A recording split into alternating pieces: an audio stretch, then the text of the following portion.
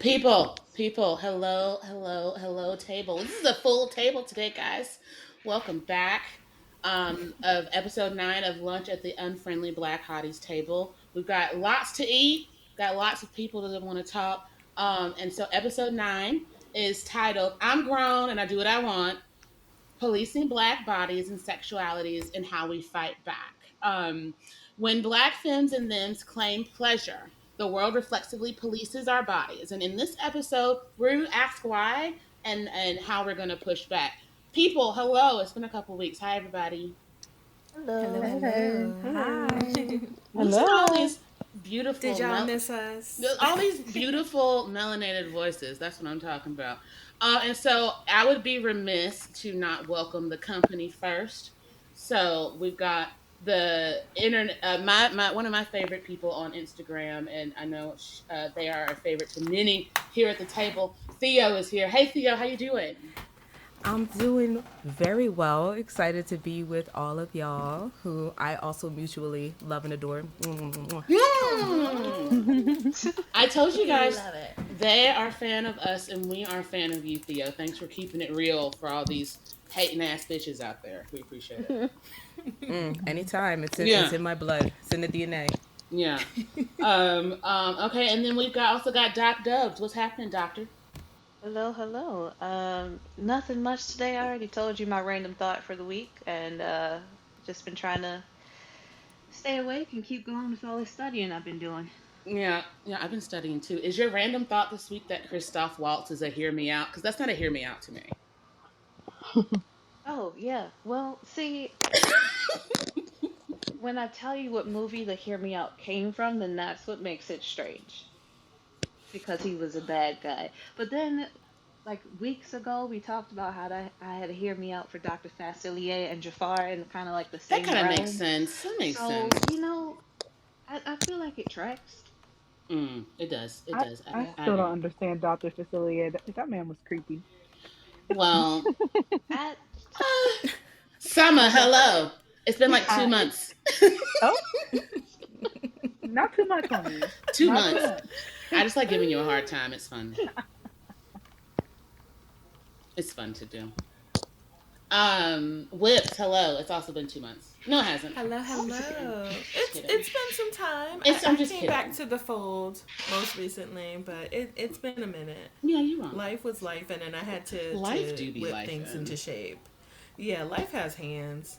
life has Unapologetic too. Hulk hands sometimes. Hulk hands.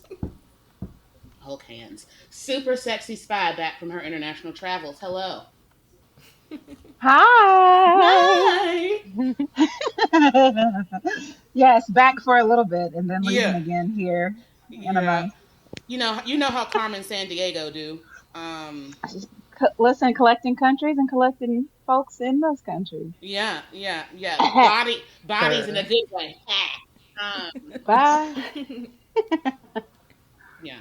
That's what I And do. yeah, it's what you do. Just my story about you being in a reverse harem is going to be great. It's going to be leading. It's like I'm ready. it's a rainbow coalition of cock. It's going to be great. Oh, wonderful. Is that like a bomb pop that you would get from the ice cream truck? No, Like it a means rainbow it's like one of those like popsicle shops, those artisan popsicle shops where you dip Yes. them in the flavors, and so you can mix your I own like flavors. that. I Yeah, can yeah, work with that. very I can work. sanitary, very clean. Amen. Yeah. We Very wrap them up. tested. Yeah, yeah. We'll call them pop them in your mouth. Oh my Ooh. god. You're welcome. Morticia Black. Hello, my favorite name. Hello, lovely people. Hey. Nothing slutty to say. Okay, cool. I think I got everybody. Okay, great. So we do want to walk away from the silliness and preface that we're going to give a little trigger warning. Listeners, we are going to be talking about sexual content, police and state violence discussions, and the present of explicit anecdotes if we choose to share them. And then we'll have Theo. If you Theo, do you want any more followers? Because you certainly, if you want to promote your Patreon, you can. I'm not going to tell you not. This isn't a gatekeeping space. I want you to get your bag. So if you want to, put out your I Patreon info and stuff like that, you're welcome to. Hey, I feel like folks know where to find me if they want access. Just know that my block hand is strong, and while I Ooh. love to share, I have absolutely no problem shutting shit down if it We gets a are little heavy. Amen. we Period. are I love pro that. I we love that. we're pro band hammer around here. We're Yes, pro band Oh, hammer. my block hand Listen. is heavy. Yeah, it's powdered and yes, everything. It's got baby powder. unapologetically so. And I also don't give any warning. So if you just all of a sudden can't see my shit, you've got to sit with that. Do some soul searching. Yeah, Do some reflecting. as Morticia says, Yes. we don't allow bitch assness. I No. love At that. all. No, At all. no. All right, at all. All right. So one thing we're going to talk about obviously is, when we put ourselves out there, like I led the introduction of the show, historically and today, Black people's sexualities are policed by state, media, and online norms. And so we wanted to talk about how we navigate that, especially people like us who are probably just now getting really comfortable exploring our sexualities and our bodies and our willingness to put our desires and thoughts out there, particularly as creators of erotica or writers and things like that. How have you guys found navigating those things and the reception to them, or what made you want to just step out on, well, I don't want to say step out on faith, but yeah, but step out on faith and put yourselves out there for this kind of content, because it's not easy as a smut writer for fun myself. I get worried that people are going to be like, I used to be worried that people would be like, oh, but now that I've found people that are also into it, it makes me feel good and supported. Mm. Should we let our guests speak first? If they would like. Sure. I was gonna say, do y'all want me to kick that off? Yeah, kick that off. Go Um, ahead. That's all you hear. well, I mean, just with a little bit about me, with being non-binary and queer, especially in this space, I've been out for a very long time. I've been fortunate enough to have a very understanding family that has always backed me, no matter how I'm choosing to express myself, whether that's through physical dress or just how I move through the world.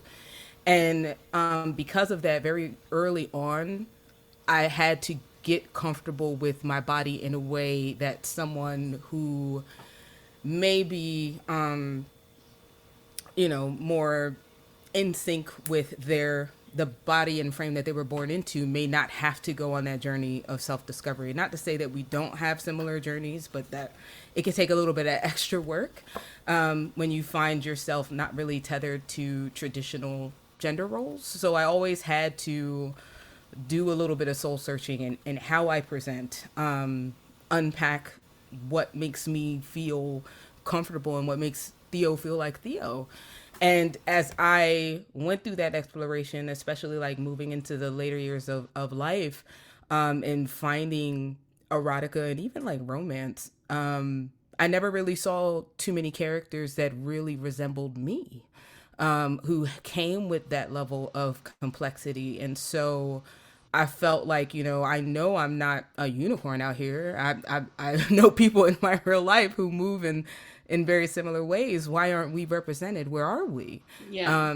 So I just kind of was like, hey, if nobody's going to do it, I'll do it. And so I just, took that step on faith, started putting my work out there to see how it resonated. And I was lucky in that it was mostly received well. Something that I'm still navigating, though, is the difference between people wanting to understand and be open-minded about what the experience with someone who might be non-binary or trans, what that experience is like from like a genuine wanting to understand versus being fetishized, which is kind of new for me in that space.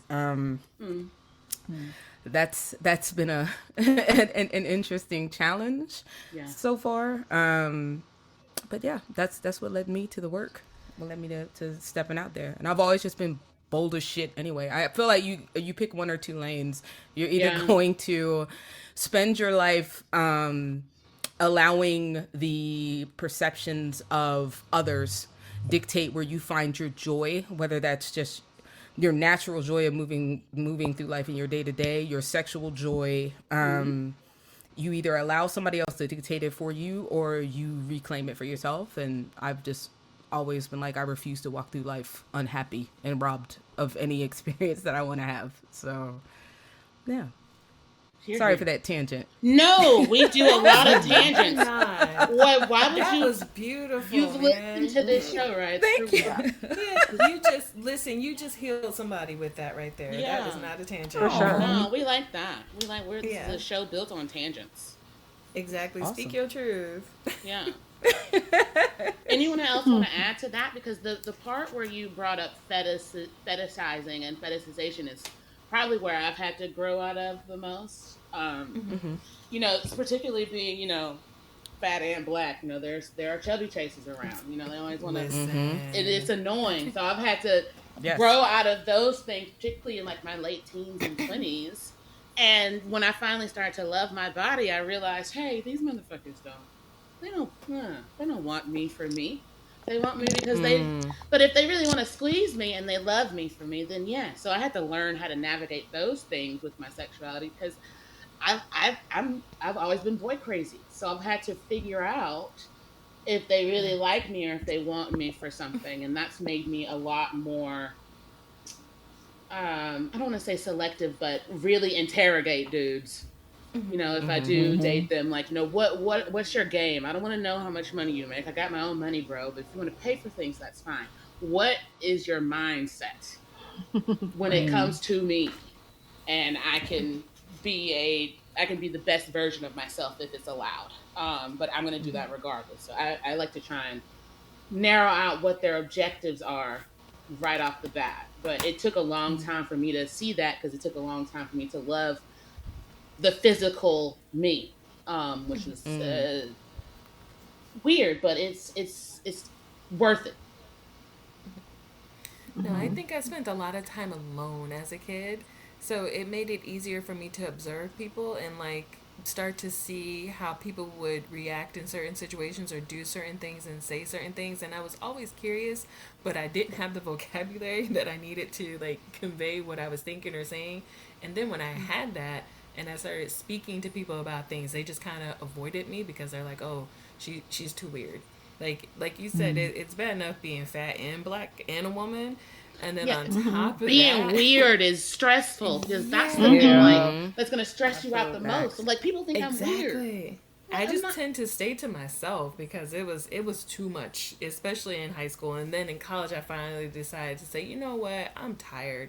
Let's see if people are really, you know, what I thought they were in high school. And turns out people pretty much don't change after high school, unfortunately.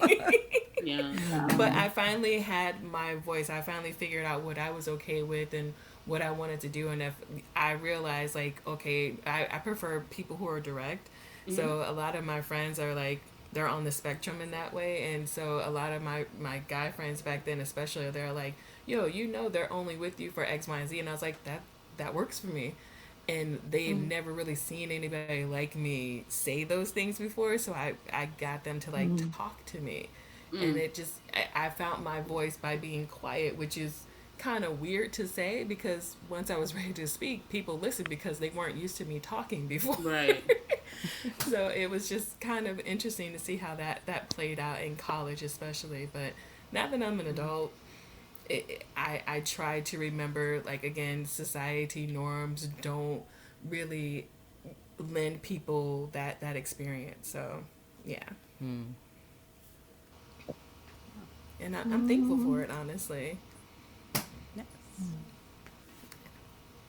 But I love how you said you were boy crazy. I was like, that was not me in high school. I avoided boys like the plague. I've always liked boys. It's foolish. It's I absolutely said, you foolish. could lead to pregnancy, and I don't want to be here for the rest I of mean, my life. I knew that. especially I've been with a trying to. No, Absolutely not. at the rate that Mother Cheeks warned me against teen pregnancy, I was just more like Yeah. Tina from Bob's Burgers. I just wanted to touch their butt. Oh Oh, no. Like Yeah, I would just and I was write always, obnoxious. I was stuff. always saying I was hanging always out thinking- with the boys. I was never Yeah. like I wouldn't call myself boy crazy. I would always be the friend that my girlfriends would be like, "Hey, so and so, are they dating somebody? I know you would know." And I'm like, "Yeah, no, we just skate, bro. I don't know. Like I'm not. I don't care, skate, bro. you It's know." a And they're like, push. "How do you?" Right? They're like, how are you around them all the time? Like, do you ever see them with their shirts off? And I'm like, No, this is a yeah. kick-push oh my relationship. goodness. It's a kick I'm push cool. relationship. Yeah. Right. I'm like, yeah, I've seen a lot of shit, I guess, but I'm good. And what do you feel about it? I'm like, feel fine. I mean, what do you want me to say? And they You know, smell. but Temperature? Yeah. Right. Smell, you know what I'm saying? right.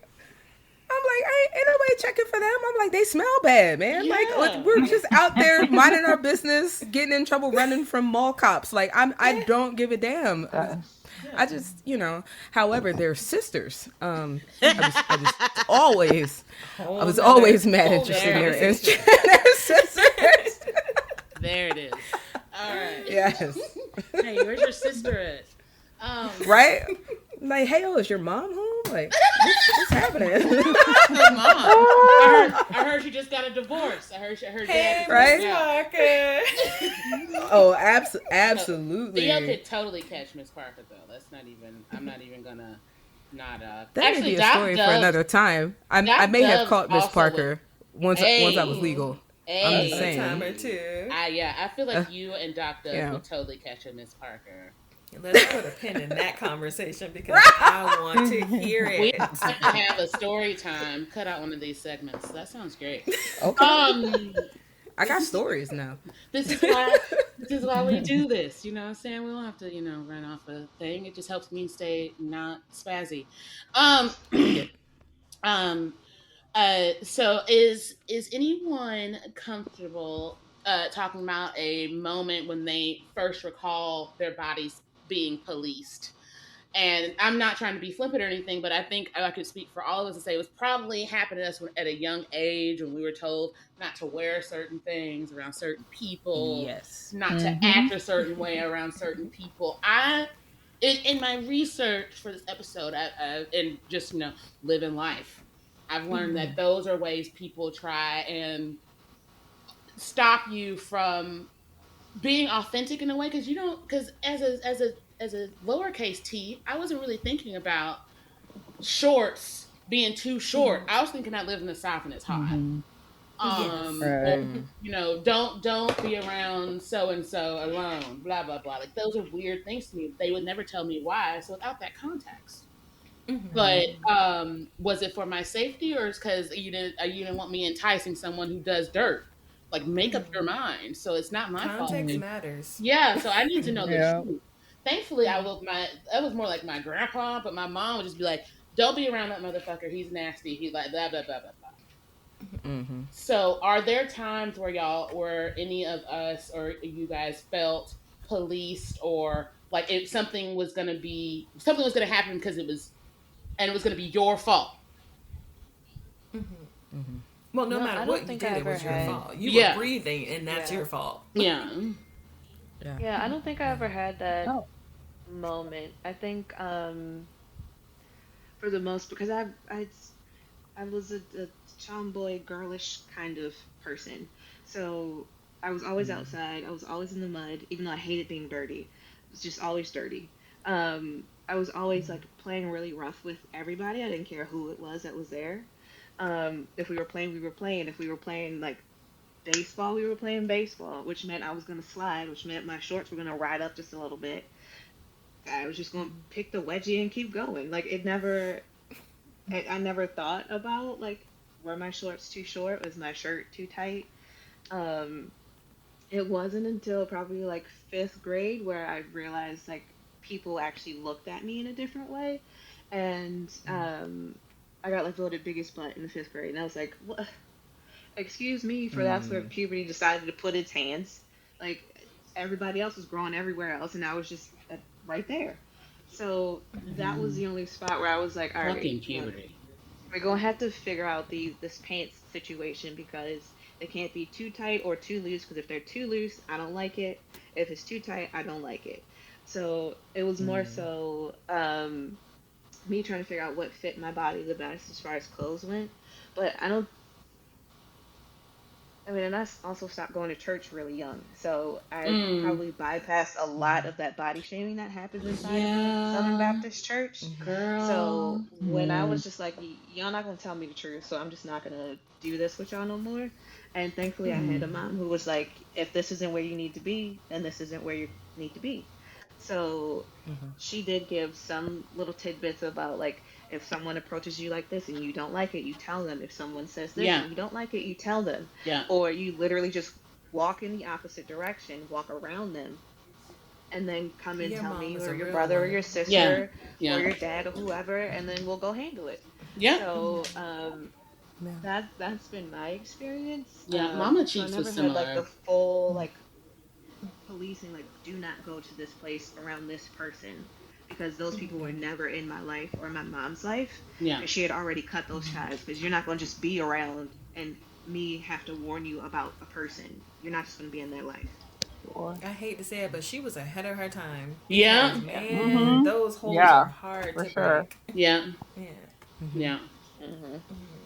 And just seeing I think my friends that were like that was really hard because you're just like, oh well, I would be like, Mama wouldn't let me go over somewhere where someone told me don't be somewhere where you're alone with this person. I was never in that Hmm. situation. It was so when I had right. friends like that, it was just very jarring, I guess. Yeah, it didn't make sense to me. Like it felt like very illogical, Yeah. and I mean, it was weird. Like I remember, again, fifth grade, it just started my period, and everybody's like, "Oh my gosh, she's a bleeder," and I was so embarrassed because again, I A didn't really bleep? talk to anybody outside of my little group of friends, and to hear all these guys say that, it was just like, what? And then when one of them tried to take my like pad, I was like, I got really angry. And I was like, this is something that happens to me. Like, I don't have any control over this. And y'all think it's okay to make fun of me? So Yeah. that just really solidified me, like, okay, avoid boys at all costs because they're trash. Oh, I'm sorry. You want me to go beat them Yeah. up? Because I will beat their I, ass. I would And they're love probably that. ugly now, so The 12-year-old I me think would life love is probably that. beating them up. I hope I'm so. pretty sure. Life's I probably hope beating them up so. at this point. I'm Yeah. sure life wailed on them after that. Yeah, meth is one hell of a drug. Yeah.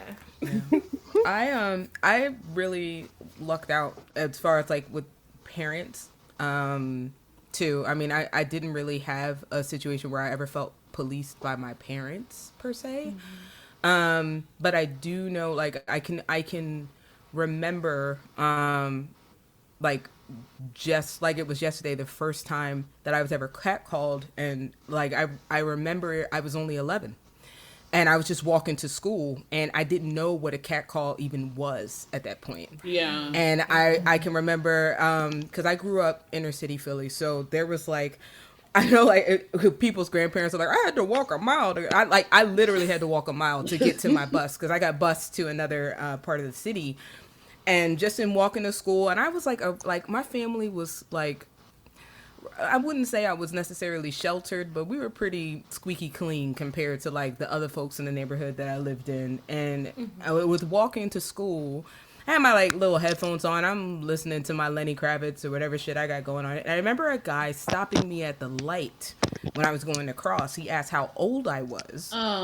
And my mom, mom and dad back in the day was like, yo, you don't talk to nobody, you get right to the bus. If you feel in danger, you take off running, you find an adult that you trust, So I didn't answer him, and his light turned green for him. And before he pulled off, he said, yeah, I'll be checking for you when you start bleeding, and pulled off. Oh no. And I didn't even know what he meant by that. Of course he did. And I was just so embarrassed because I was Telling them also before standing you with turn my up. two friends. Right. Yeah, and But they didn't know what my to do. mis- They're all the kids. No, we're all kids. So we're like, Yeah, like- okay. And then so, I get home. I never mentioned anything to my parents about it. But I remember once I started developing, and I was naturally a tomboyish kid and then a relatively late bloomer.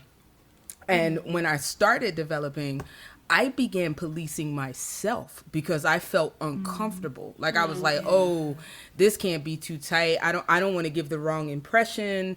And that's what I I internalized it as it was something that I was doing that made this attention happen. And I mean, luckily I was during Y2K fashion, so parachute pants were a thing, and all of my shit was way too big anyway. Shout and out to ill-fitting. Junko jeans. Shout out to Junko jeans. I'm just saying, and so because of the crew that I naturally rolled with, my fashion kind of protected me.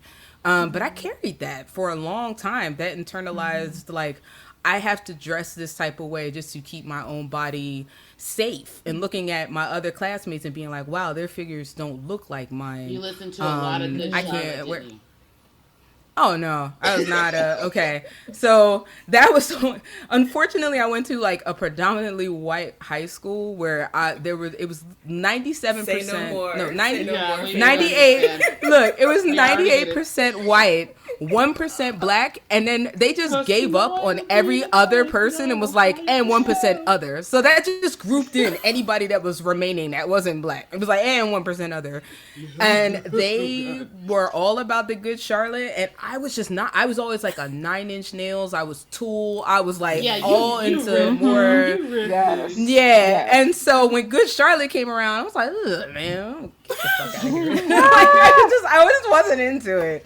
And I know if some classmate hears my voice and knows who it is, they'll be like, that bitch is still talking shit about Good Charlotte. I'm like, hey, listen, but they gotta appreciate the fact that you stood on business and you still ain't with the shits.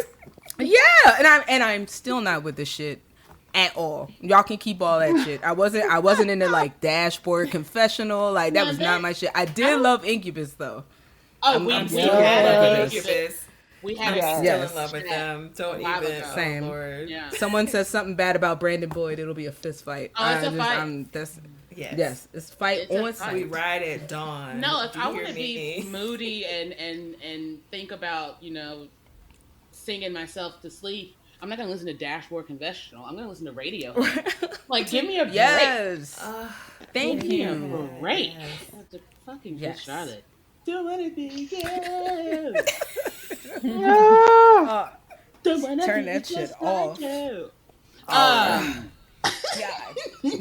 you. That's really stuck in my head now. Thank you. You're welcome. I'll figure something else out to get stuck in your head. I needed that. Thank you. Shout out to no shout out. Well, shout out to Incubus. Sure.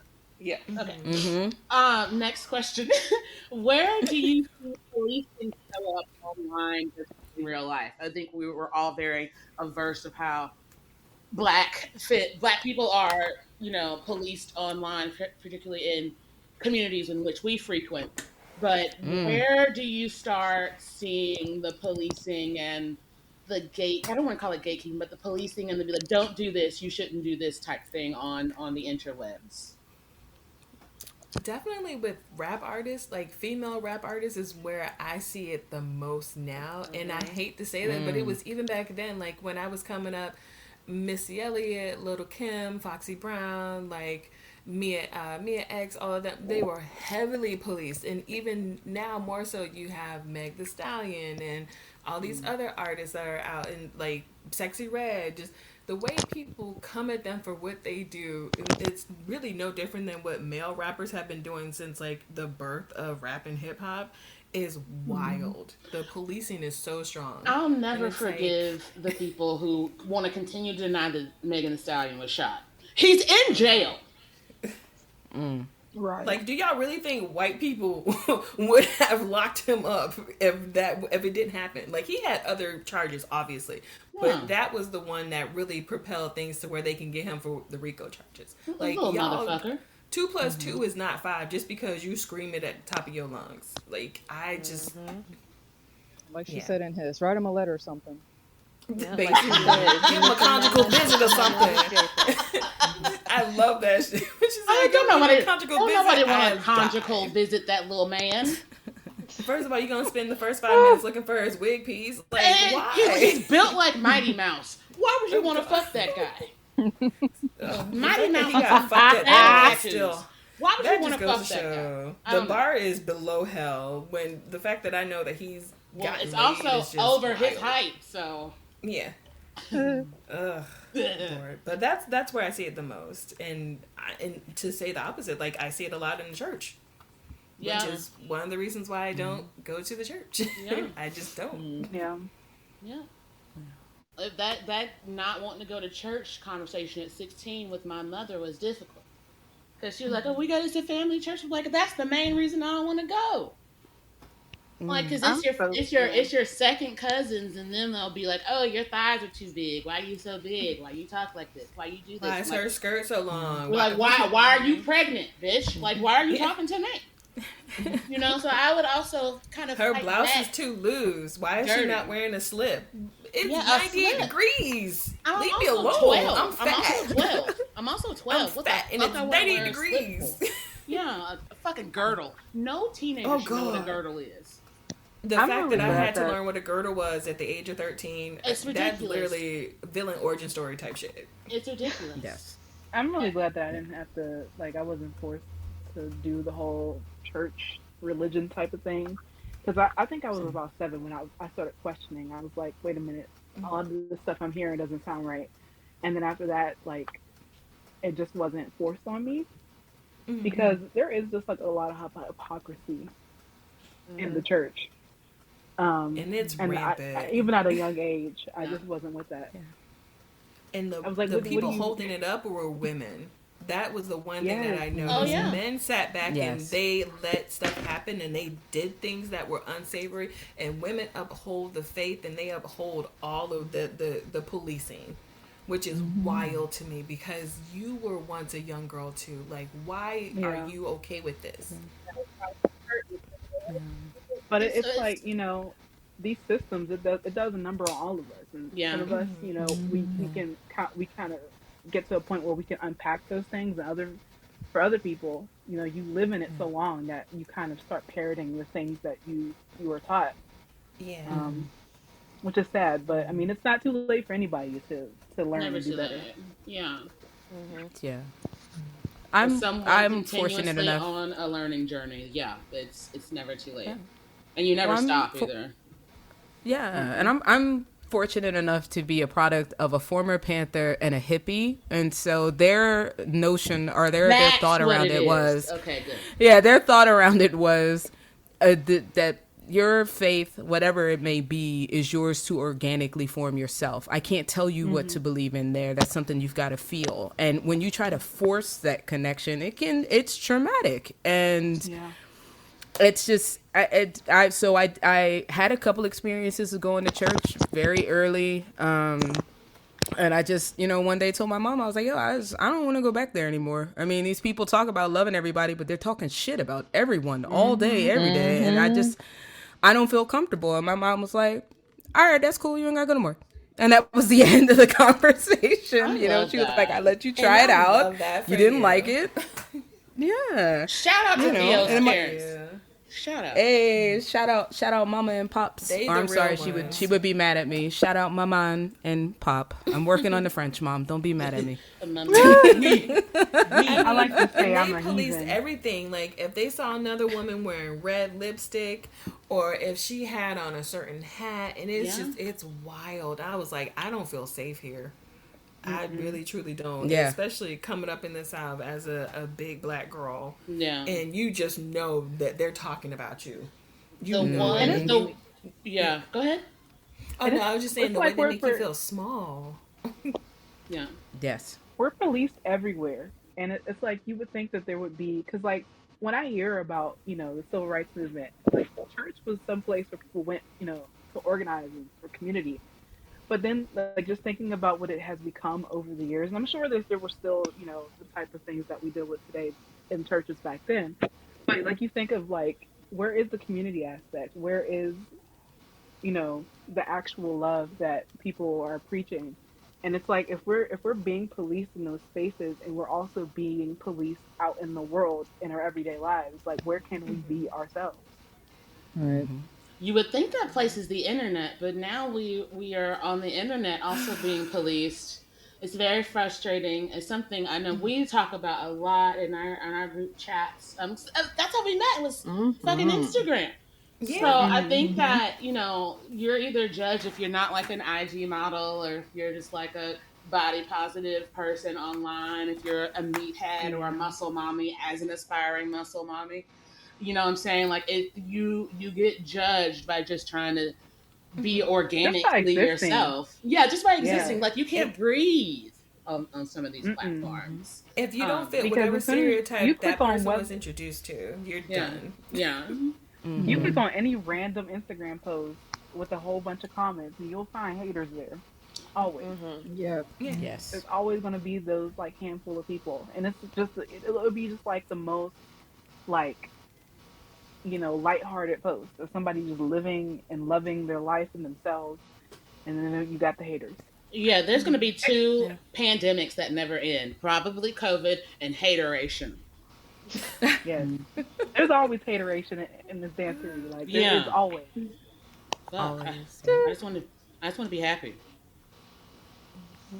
Mhm. And I think But too, that's there are it. other folks who want to be happy and they don't know how. And instead of doing the work to find their happy, they'd Yeah. rather tear down somebody else's They happiness. will lash Because it's out like at if I someone can't feel else. good, right? It's like if I don't feel good and my life feels shit, who are you to have a good life right now? Yeah. I'm gonna just come over here and bring all of my baggage there, and I'm like, nah, sis, pick your bags up and take them with you. I ain't asked And for that. that's why I appreciate the strong block button that you have, Yeah, you Yes, because got to have people those will strong not block buttons. hesitate to cut you down because they're not yes, happy. And then some people develop finding happiness by making other people miserable. Yes, yes, yes, they And once will. they yes. Some realize, people oh, just I can attack this there's person and joy in make that them for feel them. small, Hmm. absolutely. Yeah, they get off on it. And it's And not healthy, it's but like a yeah. never ending cycle because they probably experienced that in their households growing up, and then they replicate that. Yeah. And Hmm. they are out here wondering why they're aging faster than sour milk, but they won't Yeah. they won't do anything about it in a Or no longer conductive being on way. this earth, but Or that's Yeah. a different story. Yeah, Yeah, that's true. Um, Shots were fired. And yes, now look at you. yeah. you One can't man hang down. across the side of your neck without there being consequences. But that's just all I gotta say. Yeah. I love the way I love the puns. I love the puns. Oh, we can keep I, them coming, just a rat a tat. you know what I'm saying, I love the puns. Yeah. Fucking bastard. Uh, How do respectability politics show up in our families and communities, and how do we resist them? I think we touched on that a little bit. This is like a more you resist pointed them by becoming the question. black sheep of the family who no Yeah. longer is around, and then people have to talk about you. That's the first thing that comes up. Yeah. Mhm. Because you become, to some people, you never grow up and they think that they can talk to you the same way you were as a child, and then they realize that you won't tolerate it, and then you become the bad person.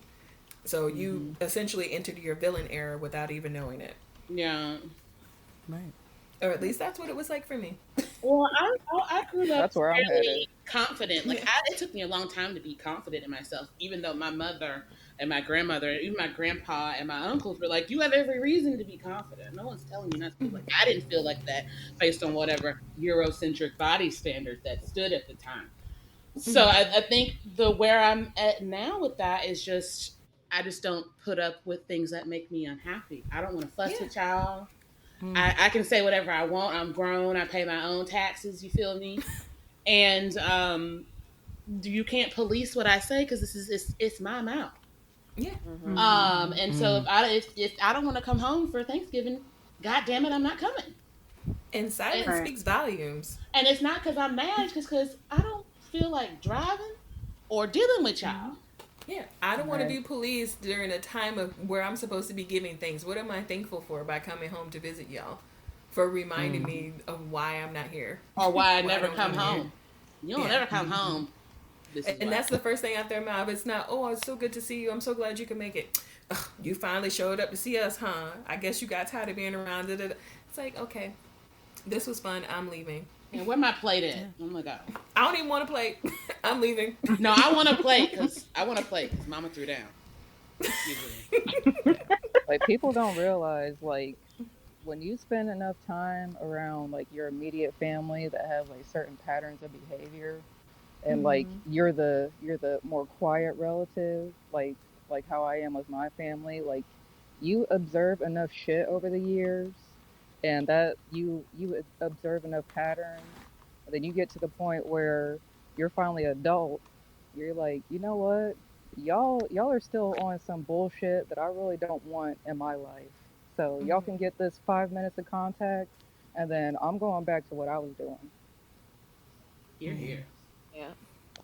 I've just always been of the mindset no is a complete sentence, and I don't owe anybody an Yeah. explanation why or justification of like protecting my time and my peace and my body will always matter more to me than making somebody feel good about me coming over to eat their mashed potatoes or whatever it is they want me to eat. And I'm like, Mm-hmm. you'll be fine. Because you I had to unpack the whole, oh, well, if you say no, it feels like you're being a little rude or it's selfish to not want to Yeah. be around the family. And it's like, yeah, okay. And that's your feelings to sit with.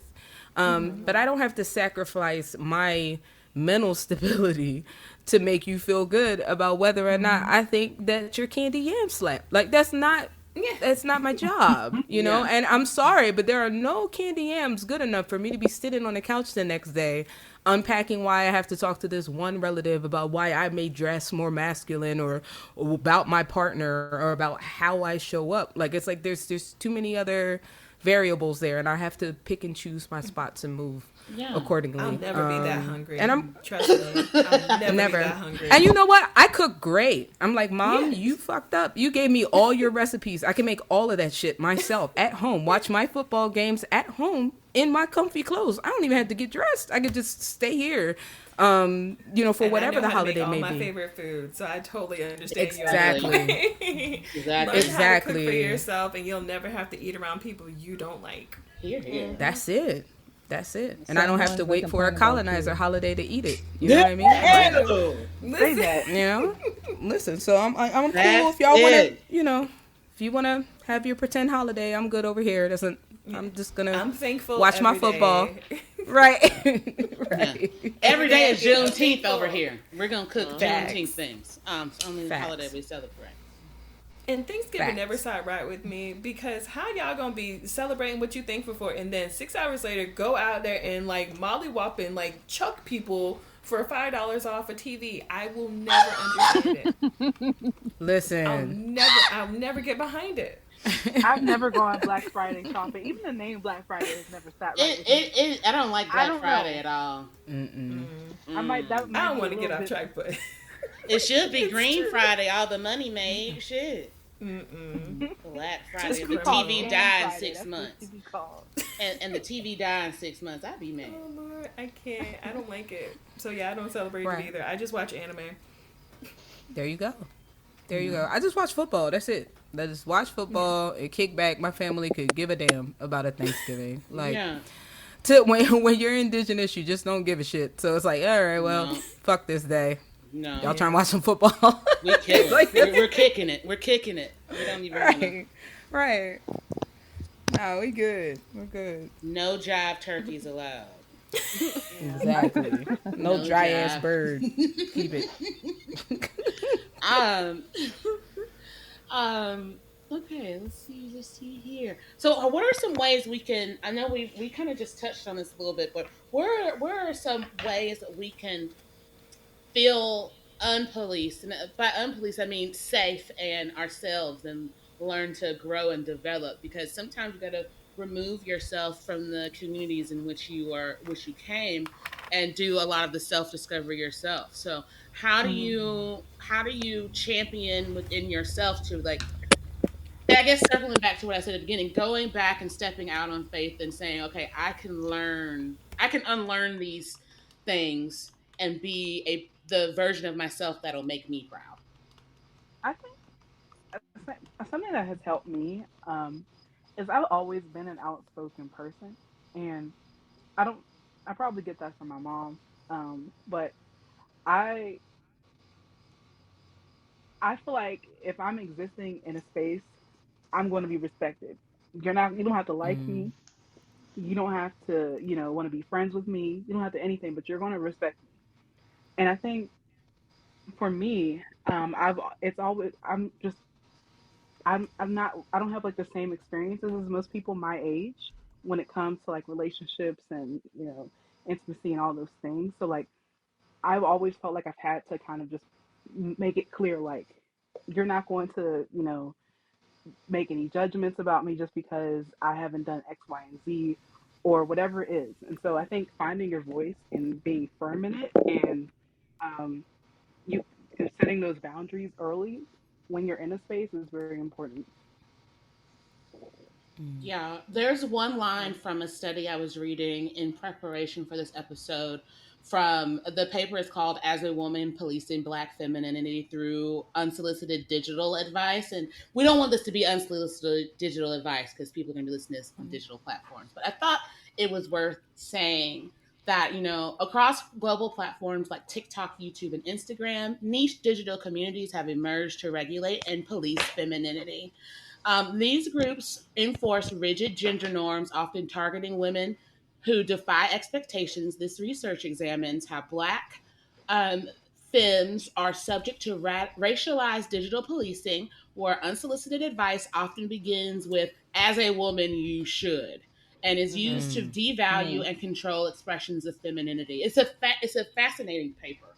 But I think, going back to it, being a space that is kind of positive for um, folks like us to, communicate one another and do so positively, I've had to avoid a lot of those communities or just walk myself out of them when I realized Mhm. that it's kind of something that's being propped up on proximity to the patriarchy and whatnot. Yeah. So It how took. do we avoid those things? How long, like it's always going to be a journey. So I don't want it to be like, oh, we got to Yeah. put like a time marker on when this journey ends, because the journey never stops. The growth Yeah, never I don't think stops, it's right? possible to completely avoid them, sadly, because unfortunately everybody is on their own journeys, and everybody, learns and unlearns at their own pace. So, Mhm. we might be in this space, but there's other people that are still learning things that we might have learned 5 years ago. And so, Yeah. like, I try to give people grace because, you know,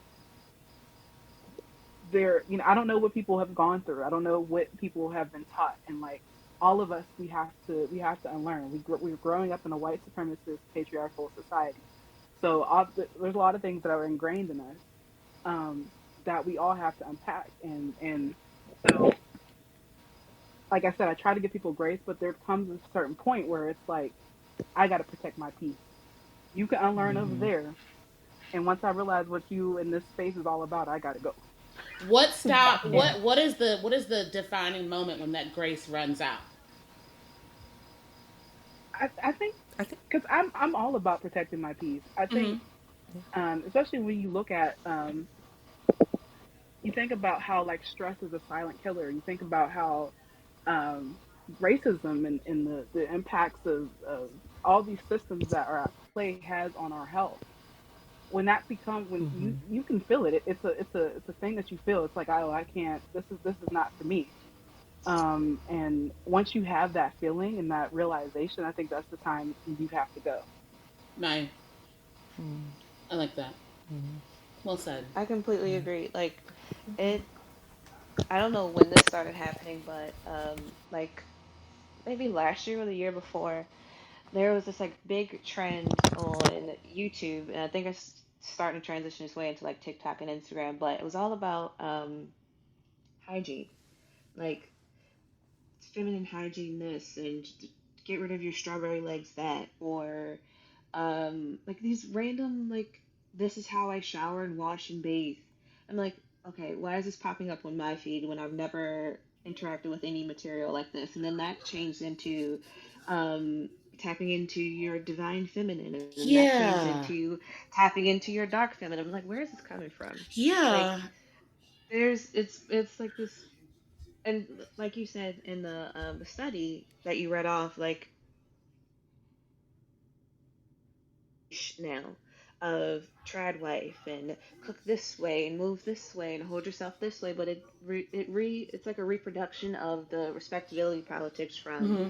the 40s, 50s, and the 60s, where you have to sit a certain way and stand a certain way and speak a certain way, and it unfortunately bleeds into this. fake male loneliness epidemic where you have these men on these pop the Such a balloon joke. shows or these other shows just like shouting down women, and you're like, you're the most emotional person, and I'm like, you're shouting at me and I'm just standing here quietly.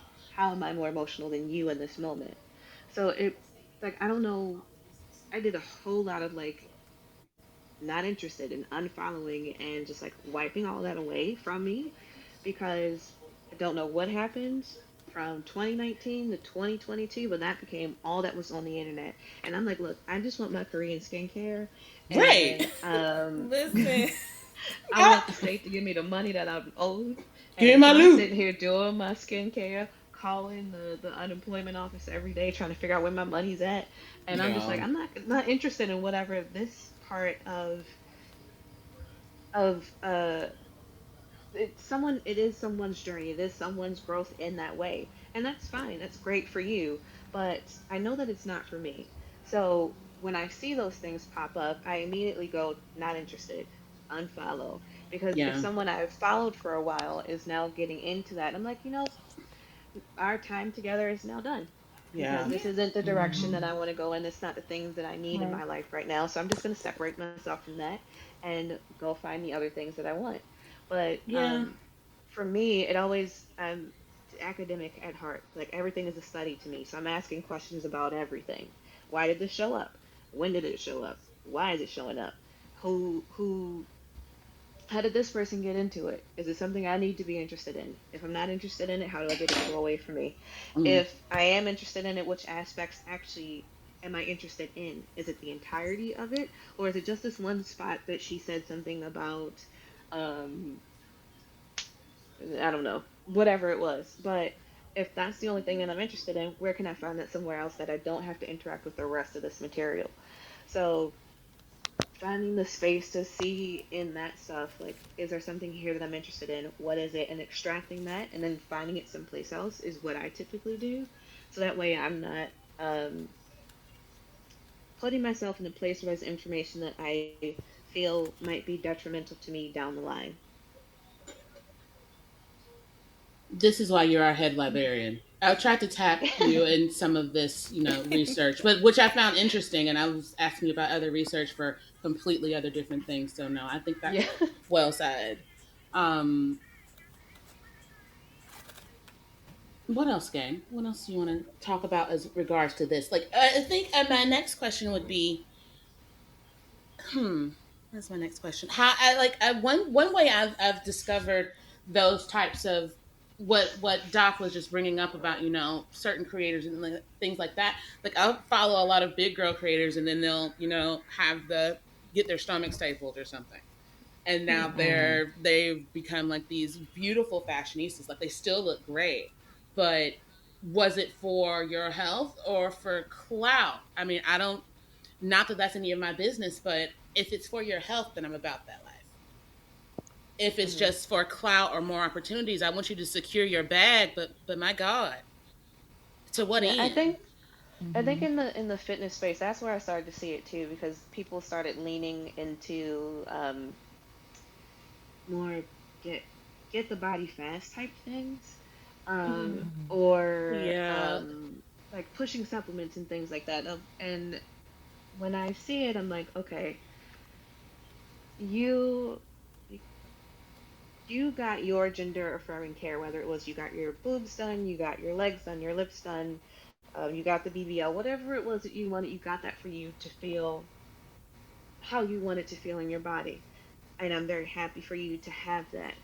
But when it turns around and it turns into um, saying this is how you got it in the gym, or starting to now then talk down on the people that did not do what you did, it becomes the opposite of what you wanted. So now you're talking down to someone else who didn't perform a gender in the way that you decided that it should be performed.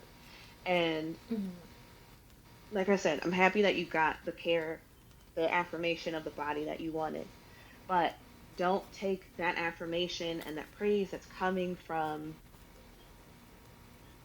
a new set of people that have found your content and your outward appearance. Don't take that and then turn it against those that were following you before your journey or Yeah. during your journey, and turn it into, well, you didn't do this and you didn't do that, and that's why you're stuck, and that's why your big back is on the couch right now, and why you don't have this and you can't have that, and why only skinny people should be doing Pilates because that girl was just an absolute mess for saying that. Or the one girl who was on TikTok walking down the street saying she will never respect a big girl who doesn't go to the gym because she said, sorry, she said she will never understand why a man will be with a big girl who doesn't go to the gym because that big girl doesn't deserve love. That is something that's internalized in you because someone told you that bigness, fatness, whatever you want to call it, equated to unlovability. Yeah. So there's this interesting thing that happens for some people when they find that validation, that outward validation after they've reached a particular milestone or they've done a thing, and then they immediately turn around to everybody else and say, "Well, why didn't you do it? Why can't you?" When that shouldn't be the case. Instead, it should be you saying to them, "This is how I did it. My body is different than yours. What I wanted is probably different than Yeah. what you want. Yeah. So how can I help you get to your whatever, your goal, your milestone in a way that is healthy and right for you?" And Yeah. that's the other thing that I ended up doing with YouTube and Instagram and everywhere is unfollowing those people that made that transition from Yeah. being like very open about their journey and open about their story to then turning around realizing they have a whole new audience that doesn't even know about that, to turn it into, well, this is how I got it without telling you the full story.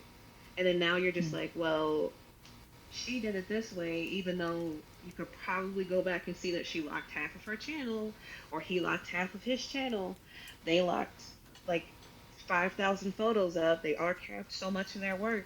And now you're just like, now there's 6 photos here, and you're just like, she's telling she got this over 10 years, but you don't see the 10 years before that got her to where she is or them to where they are. And you're Get a just like, booty like me in 7 days, babes. No. right. And you're You just didn't like, even get a well, booty like that in 7 days. No. and I'm like, exactly. I'm like, and great. You look Great great. You look surgeon. phenomenal. You got what you Worth the wanted. money, But babe. Yeah. don't tell me you did all of these squats and your thighs are like this big, the size of a penny, and you're like swizzle sticks sitting on top of 2 oranges. Like, what? That's not what Ma'am. happened here. Like, Well, I that's not think what too, happened here. there's a difference between sharing your journey and selling it. And they get to a Yeah. point where Yes. once they get to their mountaintop of what they deem is an acceptable and worthy body, now they turn around and it's like, so now I'm going to sell you how to get to the top of this mountain. It's like, this is your journey for you. It's one thing if you're being asked, hey, how did you do it? And I would have more respect if people were genuinely like, well, I lost weight to this point because my surgeon said that's what I needed to do to be able to get this surgery. And then from there, I did X, Y, and Z. But yeah, it turns you find that these journeys become lucrative because they're selling aesthetic. So they're chasing things, and it's like, if it's for your health, that's one thing. If you're chasing this Yeah. aesthetic because you know that then comes with deals from certain brands, you're now seeing these ads that are popping up on their feeds. That's a whole other thing. It's like, am I Yeah. along this journey because I'm interested in your story, or are you trying to sell me your story as a means to say I am inadequate and I need to mimic you to be considered worthy? Exactly. They know They're that people cashing want in to on your expedite the journey. your insecurities, the things that you have a complex over by society. They're cashing in on that. They have made it so that it's a business. And the minute you absolutely. stop looking at things that way, that's it. Their money cow is gone. Yes, you have to People- treat You're right. It is your aesthetics. We yeah. live in a You treat very your relationship impatient with society. creators. Yes, we are. It's very much a like, I want this now, and I don't want to wait. Why should I have to wait? But it, to a degree, we also have to practice the same skills we do in real life. If you've outgrown someone on your journey in a friendship, Yes. do you hang on to the friendship just because, oh, well, this is familiar to me, I've known this person for so long? and ignore the blaringly obvious changes that have occurred that might send you both, that you can separate lovingly on your path, and it doesn't have to be an ill wish or you've wronged me. You can just say we're just not aligned, and so I'm gonna go this way, and I'm gonna Yes. release you to go your way. It's the same with creators. You like, Yeah. It's and people that get is such an underrated territorial. thing. That is Yeah, such they an get underrated thing. It is territorial. okay to outgrow people. It is fine. Yes. You don't have to follow Right. people just because you've followed people. You don't have to agree with people just because you have before. Because I think all of us, I'm sure, at some point in our life, had somebody that we agreed with, and then they said something sideways, and it's like, oh, Yeah. nope. You're like, ooh, Right. that Like we didn't sit right with me. actually, and that's okay. I think that there is this, and we see it a lot in the Instagram space a lot. Like I watch people just like say and do sideways things, and I'm like, why are you still co-signing that just because y'all have been friends? Like I'm no longer co-signing. We're fine. I can unfollow. I will take you off my followers. That's okay. We don't agree anymore. We did at one point. We can part ways now. I'm a grown person. I don't have to be friends with everybody. See, Right. but that doesn't trend well, and that doesn't lead to Yeah. drama. And drama hounds have banked in heavily Mm, on things mm, ending with this dramatic for fallout. So there's no sure. drama behind that Yeah, it's not category. the Mm. hills. It's not the hills. I'm not gonna Ugh. fight with. I'm not gonna be LC fighting Heidi at Spago. It's not gonna happen. You know what you did? No. You know what you No. On did. Instagram, block. I What? mean, That's but the end of the Easily. conversation for me. yeah, Block, unfollow. I'm not. it's I'm the listen. theater of it. And I think people also have to Life buy into the theater of it. is too Mm-hmm. stressful right now for humans as a whole. True. For me to Yes. Yes. let something Right. like Instagram add to, I take blood pressure medicine already. Instagram? Right. Absolutely Right. not. Something that Absolutely Yeah. I not. choose to have on my phone? Like, this is a Yeah. choice. Please. Right, you want me to fight with adults that I will never see in person a day in my Yeah. I'm life? not. I I'm can't not fight gonna the do Right. C. that. I can't fight the I'm not CPAP gonna do machine, that. and I'm not going to for you. Okay. Mm. I Right. care about me. You Exactly. feel me? I care about me, and I care Exactly. about those who care about my best interests. Like, Yeah. Yes. I Exactly. Yes. think that's another thing about policing is like, you have to be friends with such and such. No, I don't. To No, Triple I S's sure point, don't. no, I don't. And if I don't I'm not even like, friends with family members. yeah. Please. Mm-mm. Let's be for Mm-mm. real. But like Yeah. even in our group chat, I was saying like, we give this too much stock. Why are we still talking about this? I said that knowing like, hey, I can't direct the conversation. I think I even said that. I'm not trying to like hijack the conversation. I'm just like, but even Doc Does was like, if it's something that I don't want to talk about and it's in here, I just keep scrolling. I'm like, that's Yeah. what I do on my feed. I should just do that. I'm like, you're right. This is Right. this is a good point. Mm-hmm. So I think like even in your close groups, but I do feel like there's something to say, like if you feel comfortable saying I don't like this to your friends and they respect that, that's even better than Yeah. saying something then y'all Yeah. beefing. Because that shows genuine maturity and respect, and that is a safe space to me. It For feels like a sure. safe space, and a lot of people don't For have sure. that. A lot of people don't have that. A lot of people have And that's No. unfortunate. cat houses and shit, Yeah. Covens. Yeah. Nah. covens, I can't. Hey. senator. Oh my god. Okay. Now I want to put in a cauldron. I want a cauldron, but for good. I want a cauldron for good. Um.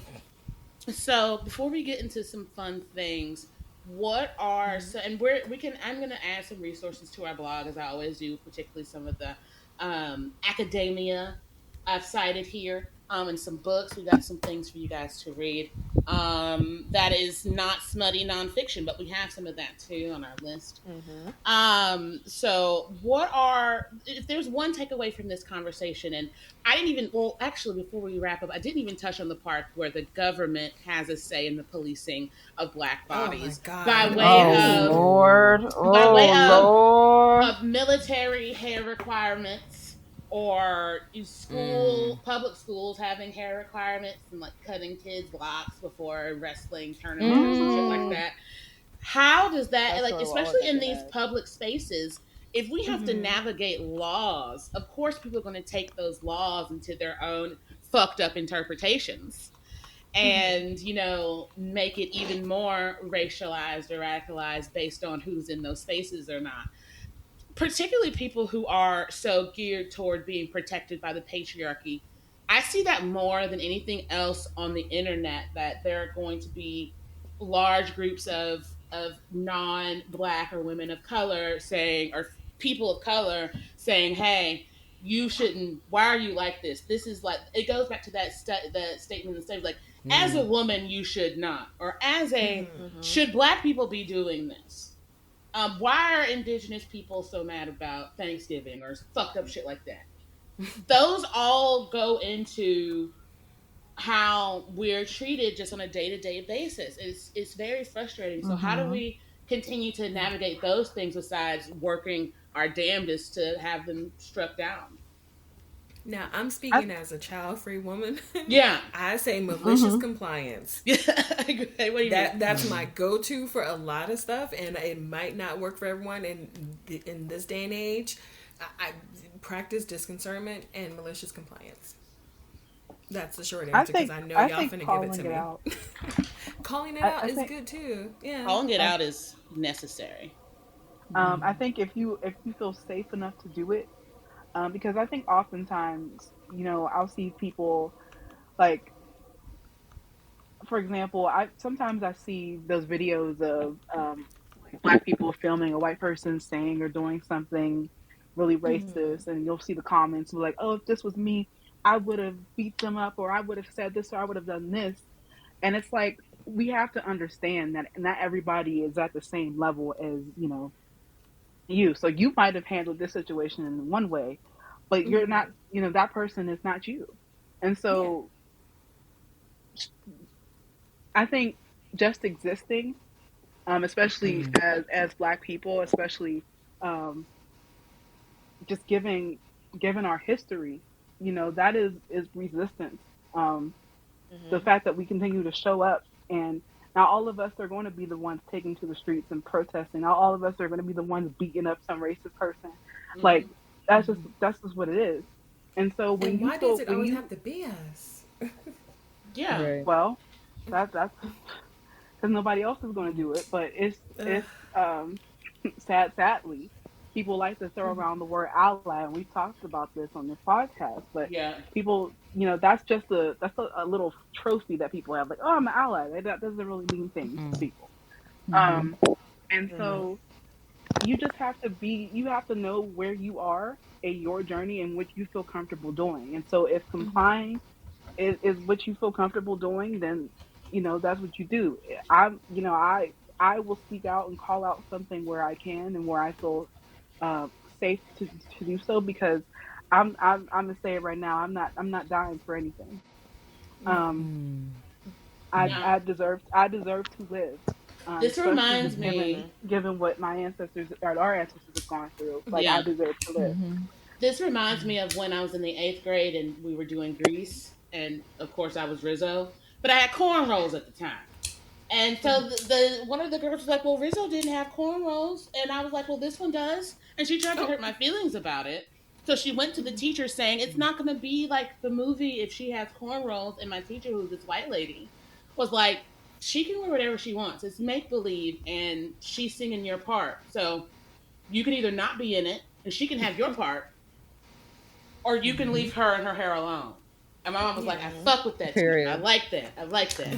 So I mean, Right. there are always going to be things that are or like touchstones of like what I should put up with and what I shouldn't. And that was one of those times where I definitely shouldn't be fucked with about my hair.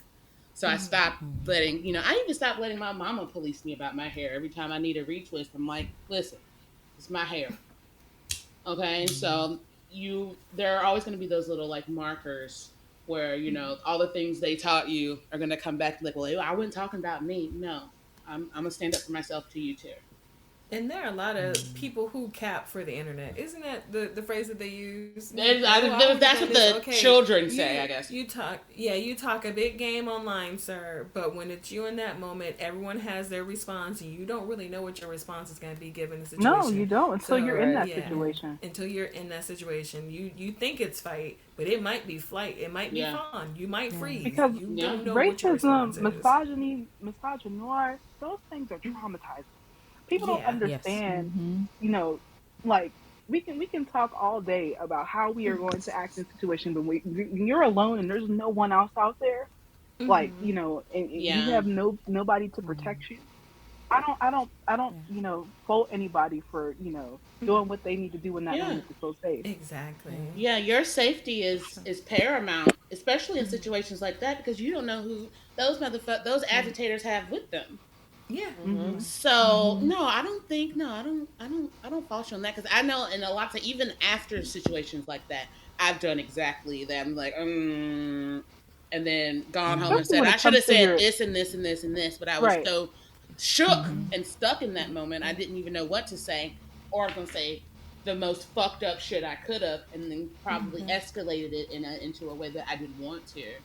Yeah. And It especially when usually it comes to always, your job too. It's like, yeah. you know, Yes. there's 300, what 300,000 black Over people lost their jobs. I don't even 300,000. know, like, there's probably, I don't even know if they've counted like other like black people, like how if what those numbers are. But I'm sure, you know, it's even higher than that number. Like, we are losing our job at a time where the economy is crap, Yes. and and not Yeah. all of us have the resources to fall back on if we lose our job. So now, this is not to say this, you know, I'm not the person to just like sit down and be like, okay, I'm just going to be quiet about this and let disrespect fly. No, but you have to make sure that you are safe and that you are Yeah. comfortable, and that, you know, just you have to pick your battles. It's sad to say, but you have to pick them. And you have to protect yourself. I think just because, like, the way I grew up in this society, I had learned, like, there's the chances of someone coming to my aid is low. It is non-existent in my opinion. And I have to protect me. Like, I have to put the mask on myself first. Yes. So Absolutely. do that. I think Please don't put yourself even in harm's way for the navigating internet.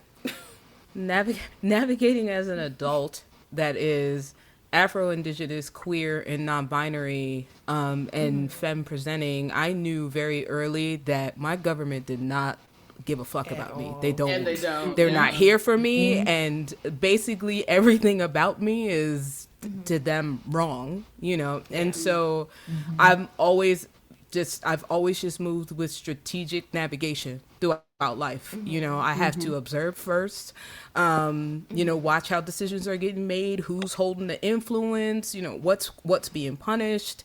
I have to weigh the stakes, like, okay, hey, if I'm going into this building and how much of myself am I bringing in, and what percentage of myself needs to stay outside? How do I code switch in this particular situation in a way that doesn't jeopardize my career, that's literally feeding and keeping me clothed with a roof over my head, without just it being completely soul crushing where I am just a shell of myself. I have to choose how I disclose and to who. I can remember when they first were saying, when our administration came in and they were like, you know, we no longer recognize they and them. And instinctually, I remember going on LinkedIn and I took they, them out of my pronouns immediately, because I was like, all right, well, I could lose my job. If my job decides, you know, same as when they were like, well, we're punishing corporations that are still practicing any DEI initiatives. And I remember being the only Black person in my Zoom call while they're talking about our clients and how to protect them and how they can quietly remove these initiatives, while they're asking me what kind of language could our clients use to protect themselves. Then I'm looking at them like, do you realize what the fuck is happening, and what you're asking me to do?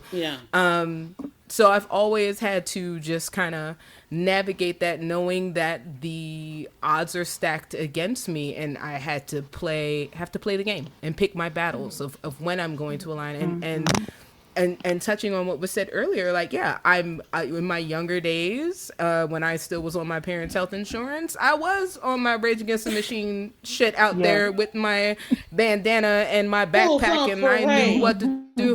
Right, like and I still know what to do, but I also recognize now at this phase in my life, even though I am not in the street, somebody still has to finance the people that are taking to the street. They are putting in for Exactly. bail bonds. They are putting in money to keep these initiatives and this beautiful work something that we're able to work towards, something that's tangible. Absolutely. And so how you show up, no one's saying to not.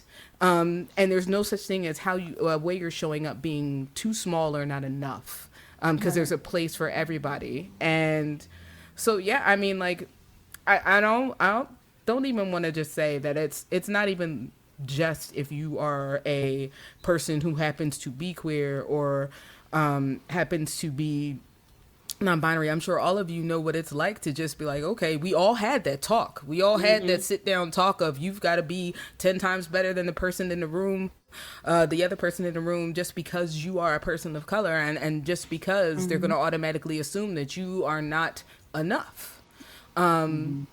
And we've just had to, like, and then you just get sent off to college, like, and there you go, figure out your career. And it's like, oh shit, what do you mean career? Like, you just told me, Like that's not you know, terrifying. right. And Right. I can't tell you how many rooms I've been in where I've had to deal with mediocrity while I'm sitting there, the Ugh. least paid person there, and I know how to do everyone's fucking Speak job. on it. Yes. Yo, You know, and I'm It's like, okay, exhausting. cool. It is. And that recognition of, like, I should be way beyond where I am right now. But and then to Just be catch yourself questioned about. looking at them. Yeah, and then to be like, Right. well, why do you think you're special, bitch? Here's why. Here's my credentials. I don't have to prove anything to you. But right. I'm Yeah, out here like, working circles around you. Please Mm-hmm. believe that. and that's Um, why Right. I think community is so important, because we have to lose so much of ourselves in these spaces. But I think a community is where we can put all of who we are back on. And indeed. I, I'm very grateful for this space. In real life, Yes. I've been connecting with other Black women, and it's just been really healing for me, because it's just like everything going on in the world. Like, I try to stay, involved and informed, and I don't ever want to get to a point where I think that I can just, because I don't have that privilege. I can't remove myself from the world, because the world will never remove itself from me. And That's it. so, but when I think about this space, and the spaces that we cultivate in our own personal lives, they're so important, because I think without them, we would get crushed under the system.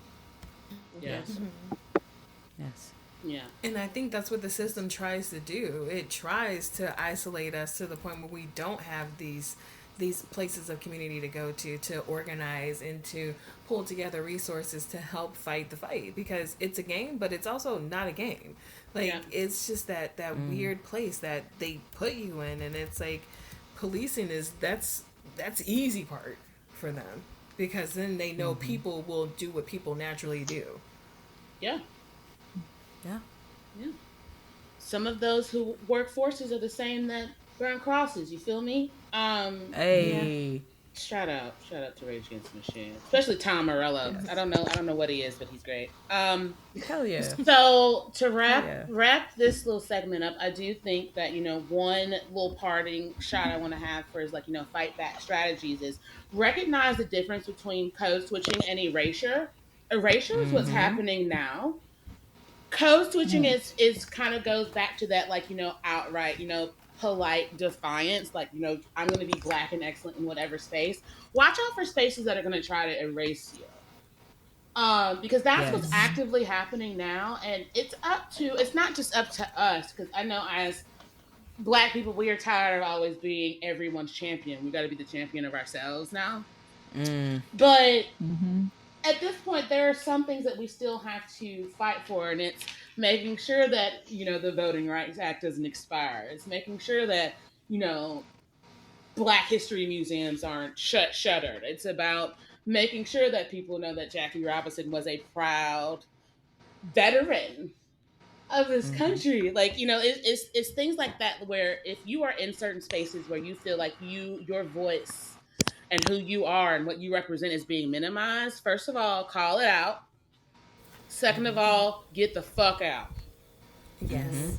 Because it's Mm-hmm. a, like everyone said in some way or another, it's about protecting your peace at the end of the day, and you cannot know growth. I feel like you can know growth and the piece of it be tough to get to, but if you're constantly, bless you, if you're constantly fighting and you never know peace, you're just going to be exhausted and feel like you haven't learned anything. So also just call fuckery out, leave those spaces, Please. and first of all, call it out, because that's one thing I see a lot of people leave Please. and don't say shit. Then once you leave, fuck, oh, it made me uncomfortable that I didn't Mm. want to say anything. No, No. it doesn't have to. Sometimes You don't have to wait for people to defend you. Defend yourself. I like Right. making That people part. uncomfortable. Yeah. Um, I really do, and I think it's because I didn't grow up in any white spaces. I grew up in predominantly black neighborhoods, and so when I finally got into spaces where there were white people, I didn't have that kind of like I was never taught that I had to code switch and be a different way with them. I was just myself, and so and plus I have a degree in sociology. I'm so comfortable talking about race, class, white supremacy, patriarchy. I can talk about those until the cows come home. And so I think for people who aren't there yet, if they're not comfortable talking about these things or calling it out, practice it, Mm-hmm. because we say pick your battles, but you have to pick a battle. And if you're Yeah. neurodivergent like me, you're practicing these kinds of conversations anyway. It's good to practice, if you might have to fight a honky or not. Lean on your Mm-hmm. community. If you need an anger translator, look, I will call and cut somebody out. Yeah, Get I've you done it somebody. plenty If of you need times. somebody to come up, lean on your community. That's I think when Lean you feel on me. when you don't feel like you're strong, you know, I'll be your friend. lean on your community. I'll be your Yeah. friend. I was just I'll about to help say. you carry on. Or if we Talk all sing on your different birthday. lines, it's not copyright infringement. So go ahead. You know what? And, people be copying us anyway. Beyonce just had a whole I'm. tour I about mean, it. to be fair, we are the blueprint. Like, Yeah, I mean, yeah. You know what I'm saying? Okay, so any other parting, like, takeaways from the first part of the conversation, like, things we want to import or implore to people. Um, your safety and your mental health are paramount, obviously. So I'll add Yeah. that little mm-hmm. thing as well. yeah, I would upholding the I would say patriarchy is heavy. Don't do it. Don't help them mm-mm. police us. And I'm speaking specifically for women and non-binary people. Like, figure out your shit. Don't help the patriarchy, please. Mm. I And think I would don't, say you can oh go ahead. no, go ahead, go ahead, go ahead. I was just gonna say that you can get free at any time. Um Ooh, I like that. Ooh. I think you Mm. you just you have to want that for yourself. I think I'm so many also people, adding that especially to the when merch we list. so many people they turn to respectability politics thinking that's going to save them, and oftentimes that's the thing that's digging their own grave. And Yeah, so it is never gonna save you. Mm. yeah, you have to get to that point where enough is enough, and nobody can tell you what that point is going to be, because you can have people explaining to you what these systems are, why this thing is racist, why this thing is misogynist, but until you actually see that, understand it for yourself, you are always going to be a part, a cog in the machine that's keeping you from getting free. So See, and you say you never have anything to say on these things. You be dropping bars all the time. If I can tag something onto that, because during Black History Month, I typed something on the final day of Black History Month, and I put it on my Instagram, and it was a quote saying, "You have nothing to lose but your chains." Mm. Hallelujah. Yes, I have that Like, on a say that shirt. shit, say it loud, say it proud, say it with your whole entire chest, whatever it You is. have nothing. This is knowledge, people. Knowledge. You have nothing to lose. Maybe that's why "Free Something Your that Mind" is the first track on our playlist for this episode. oh, that's a You're good one. you're welcome. Yeah. Oh, I did I add a would few like people songs to to the playlist, by the practice. way. I would ask that people practice the mindset that even if they aren't free yet, they won't become a rope that keeps somebody else tied. Yo. If you're on your journey and you're not ready Yeah. to do that work, that doesn't mean you need to hold someone else back who is actively putting in the work to seek their own freedom. So just because you're not ready yet, don't become a rope for somebody else to keep them tied. Yo. And Yeah. Theo, I Don't just get want in to say, somebody's way. yeah, I always cut in people when we do make merch. I'm gonna cut in people in the proceeds. So Okay. you'll get some of the proceeds off that blast. See, y'all have such knowledge. This is great. That sounds like some Black Panther ass shit too. It does. Shout out to the Black While I Panthers. hope that my dad never listens to this, shout out to my Well, pop. 'Cause if he does, can I get a beret? Can I get a beret? Can I get a pamphlet? I need to know more. he's actively looking for his for me, but he did promise me his jacket if he finds it. I want Oh, that leather so bad. oh, it's gonna be so shit. Hell if he- yeah. Righteousness. Yes. Yes. I love it. Oh man, it's probably gonna fit like That a has to be glove like too. putting those what are those frames called where you could put jackets in? Like that's what that has to go in. Oh yeah, those like Like a, shadow box yeah, frames. yeah. Yes. Fuck that, I'm wearing Yes. it. But it gotta Oh, be I wouldn't wear it. conserved. This is like, yeah, I was gonna say this jacket's from like 1960 Okay, so something. you Like know the he's had leather it for is a real long quality. time. So you know the leather is quality. As long as it ain't got no moths or what You I'm saying? know, it is. But the last time he wore it was during an active protest that was in Philadelphia, and I don't Um like. I just like it, when he finds it. I would just want to frame it. I yeah, just want to frame it. frame No, it. yeah. No, that's Yeah, too. all that power. I just put it right above my desk, so when I'm Oh yeah. acting like Love a that. chaos Oh. gremlin, I can just look up, I love that. have it there. I love Yeah. that. That's a great idea. The shadow box. Yeah, whoever said shadow box, that is a good idea. It is a good idea. Yes. Yes. Okay. So we're gonna switch gears a little bit, and we're gonna segue to a new segment that we haven't done yet. I just like to hear black people talk about sports. So this is the sports reports. Hey. Um, Dun-dun, dun-dun, dun-dun, dun-dun, dun. you know.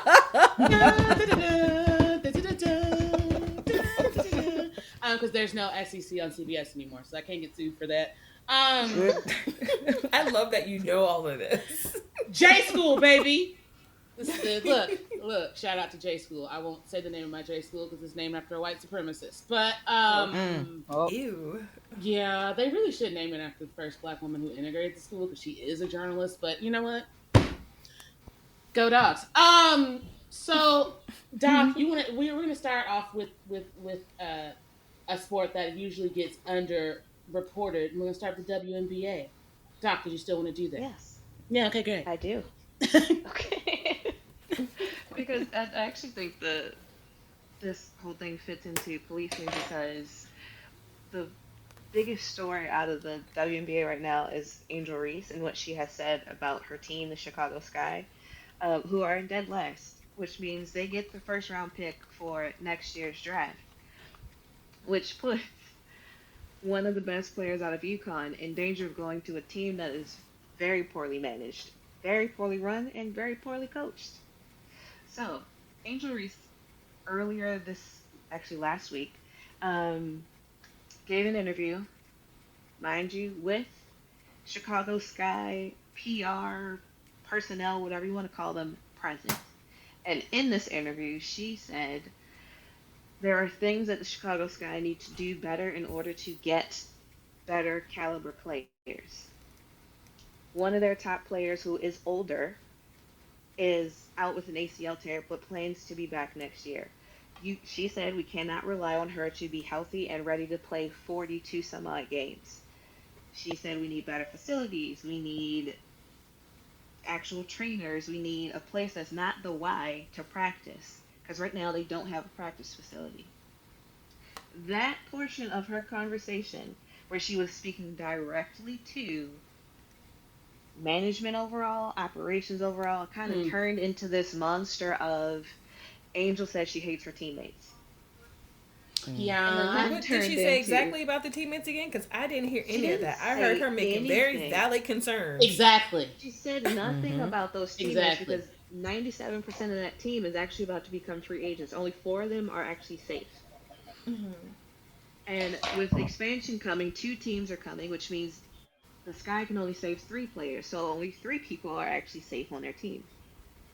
The rest of the team can be split up across the league or not return at all Yeah. Oh or wow. drafted to one of these expansion teams, whether it's Traded. this Yeah. next team coming out of Portland or who's next, Toronto after that, and then Cincinnati, and then Philly, and then there's like a fifth one that I keep forgetting about, but Portland's up next. So Portland has their pick of literally anybody in the league that's not a top franchise type player like Angel. So, a day after she gave this interview, the coach of the Sky and four players went to a different Chicago newspaper to basically call Angel a liar and say she spoke out of her neck. She shouldn't have said what she said. And And they were then Angel, anonymous with that as well, right? no. Oh, that's Oh, they named. shady. Okay, okay. They Yep. Oh, named. They okay. named On the one. record. And only one of those players, Elizabeth Williams, stood up for Angel in that interview. This Wow, was I the think way there's they two could have things. banded together to get the Yeah. things that they needed, but Yeah, they there are decided to two go things ahead and about turn. that. exactly.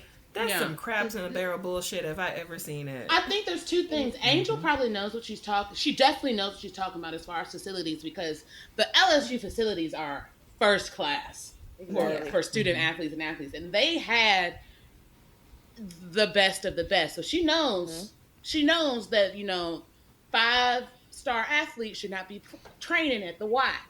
Exactly. And this is where the policing part comes in Yeah. because after this, they had whatever team meeting they needed to have. The Sky said they were handling it internally, and then the Sky put out a statement on their Instagram, which means you are no longer handling this internally. You've told the rest of the world what you did. Correct. Angel is suspended for half a game. Half a game, which is the stupidest thing I've ever heard in my entire life. Yeah. Half a game because you know you actually need her. Half a game. So she sits for the first half of the Sparks game. They come up with some crap excuse saying her back isn't up to par, so she's gonna sit out the whole game. Second game comes around, they're playing against the Aces. This is the game she's actually suspended from. She sits for the first half of the game against the Aces. She's barely even dressed as if she's going to go play. They go for halftime. She comes back and she has the hyperized heating thingy on her back. Not sponsored, by the way. Hyperice is really nice though. Well, She has the future hyperized. sponsorship. You got to speak it into existence, though. Exactly. She has the hyperized thing on her back, and then they again announce Angel is not eligible to play in the second half of the game against the Aces because her back is not up to par. Angel's one and only injury from the W that actually affects her is her wrist, not her back. The one player that stood up for Angel in that interview, Elizabeth Williams, is also benched for the next two games when she's been a starter since the beginning of the season. And That's they put in the crazy. rookie, and they put in the rookie who's been on the practice squad since she got there. They went to the D League. So they fine with being last. They fine with being Well, losers. if I that's get the it. case, they're trying to increase their lottery Yeah, chances. Exactly. I But think that's what they're trying to do. they were already going to get that number one pick because of how the first half of the season turned out. They didn't get a chance to turn around like the Aces did, or even Dallas to a small degree, because Dallas also has a just awful coach. But this whole thing was they were policing Angel and benching her for what they called tactless behavior. And what made me upset about the commentary around this was no one was saying Angel is correct about what she said about the team because there's no reason you lose Kalia Copper, Courtney Williams,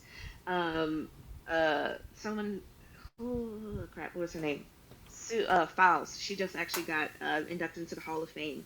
You lose like all these top caliber players who would then turn around and say, "I will never go back to that organization ever. If I get traded anywhere else, I'm going to ask for a trade immediately so I can go someplace else. I'm never going back to the Chicago Sky." There's no reason any organization should have that many top caliber players say, "Don't ever send me back there." And So yet then they you Yeah. have do. everyone turn around and make it seem like you said the wrong thing at the wrong time.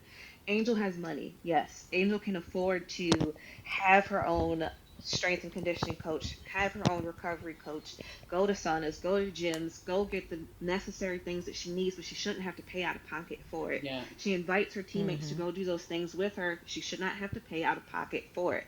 You have an entire organization owned and run by billionaires, but you are not putting money into this game. If you You don't want know to own the what? team, And sell keep it to putting money someone in who them does. sorry ass bulls. They gonna end Exactly. up like And the then Houston Comets. They gonna end up like exactly. Orlando Miracle, Miami Soul. Who else? Fire, San Portland Antonio, Fire. They gonna end you're up gonna just end like up them like San teams. Antonio. They're gonna end up just like those teams. And then what you're gonna end up with is because they've already increased the season ticket holder prices. Yep. So season ticket holder prices went from like a couple grand to tens of thousands now. Why That am might I have been paying the tens of Adam thousands? Silver of it Yeah, all. But yeah. and But they're why am still I paying making tens of like thousands for a team that is not producing? yeah. And like you said, Angel, she has money, but like Mhm. the fact that she's being penalized and policed for talking about things that would benefit the team is Mhm. really what gags me. Like, Yep. there's no reason why they should be getting paid. What is it like? What 80,000 Well, put a it this year, way: and then a they have league to minimum is practice about at the Y? 80,000, and Yeah, for them to League like have minimum is made, 72. if she oh made my more god. money her last year at LSU through NIL than she did on her Mm-hmm. first on her rookie contract. Yeah, Yeah. because league minimum is 72. Salary cap Mm-hmm. for your top players on your team is 250,000. It's crazy And work. they ain't gonna see that. They ain't gonna never see that Nope. money. And Eh, right now they're in the middle of collective bargaining, so they're trying to get more of that revenue share of Yep. tickets, merch. mhm. So she's essentially fighting again for her NIL money.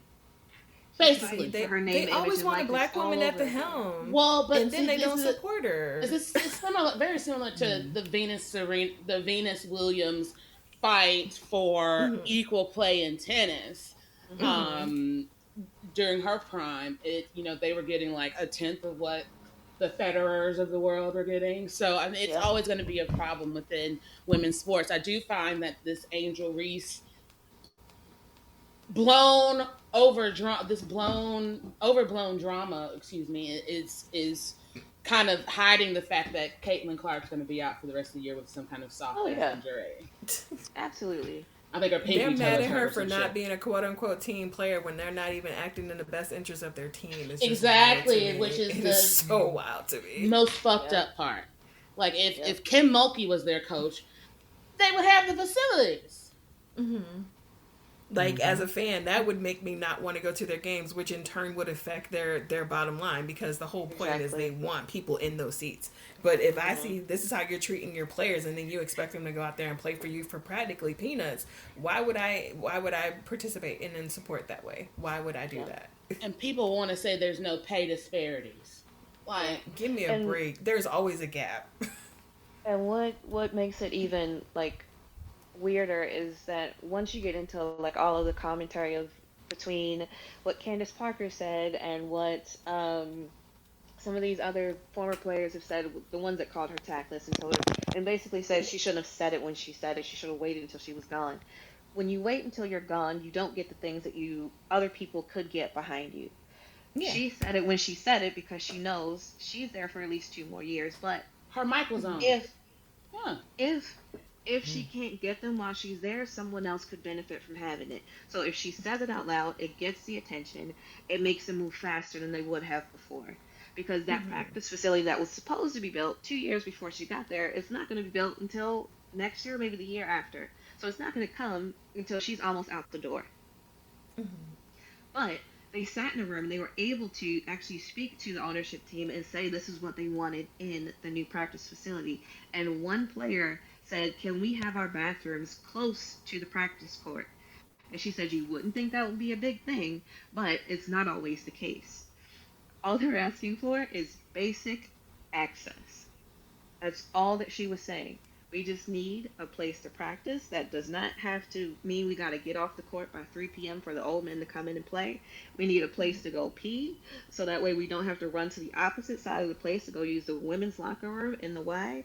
And we need a place to, we need larger lockers so that way and one girl said, larger lockers with, uh, perforations. I don't know if she said perforations, but so that way the air can travel through the locker, so that their sneakers don't go bad as Oh, fast like a because they run purifying through. system.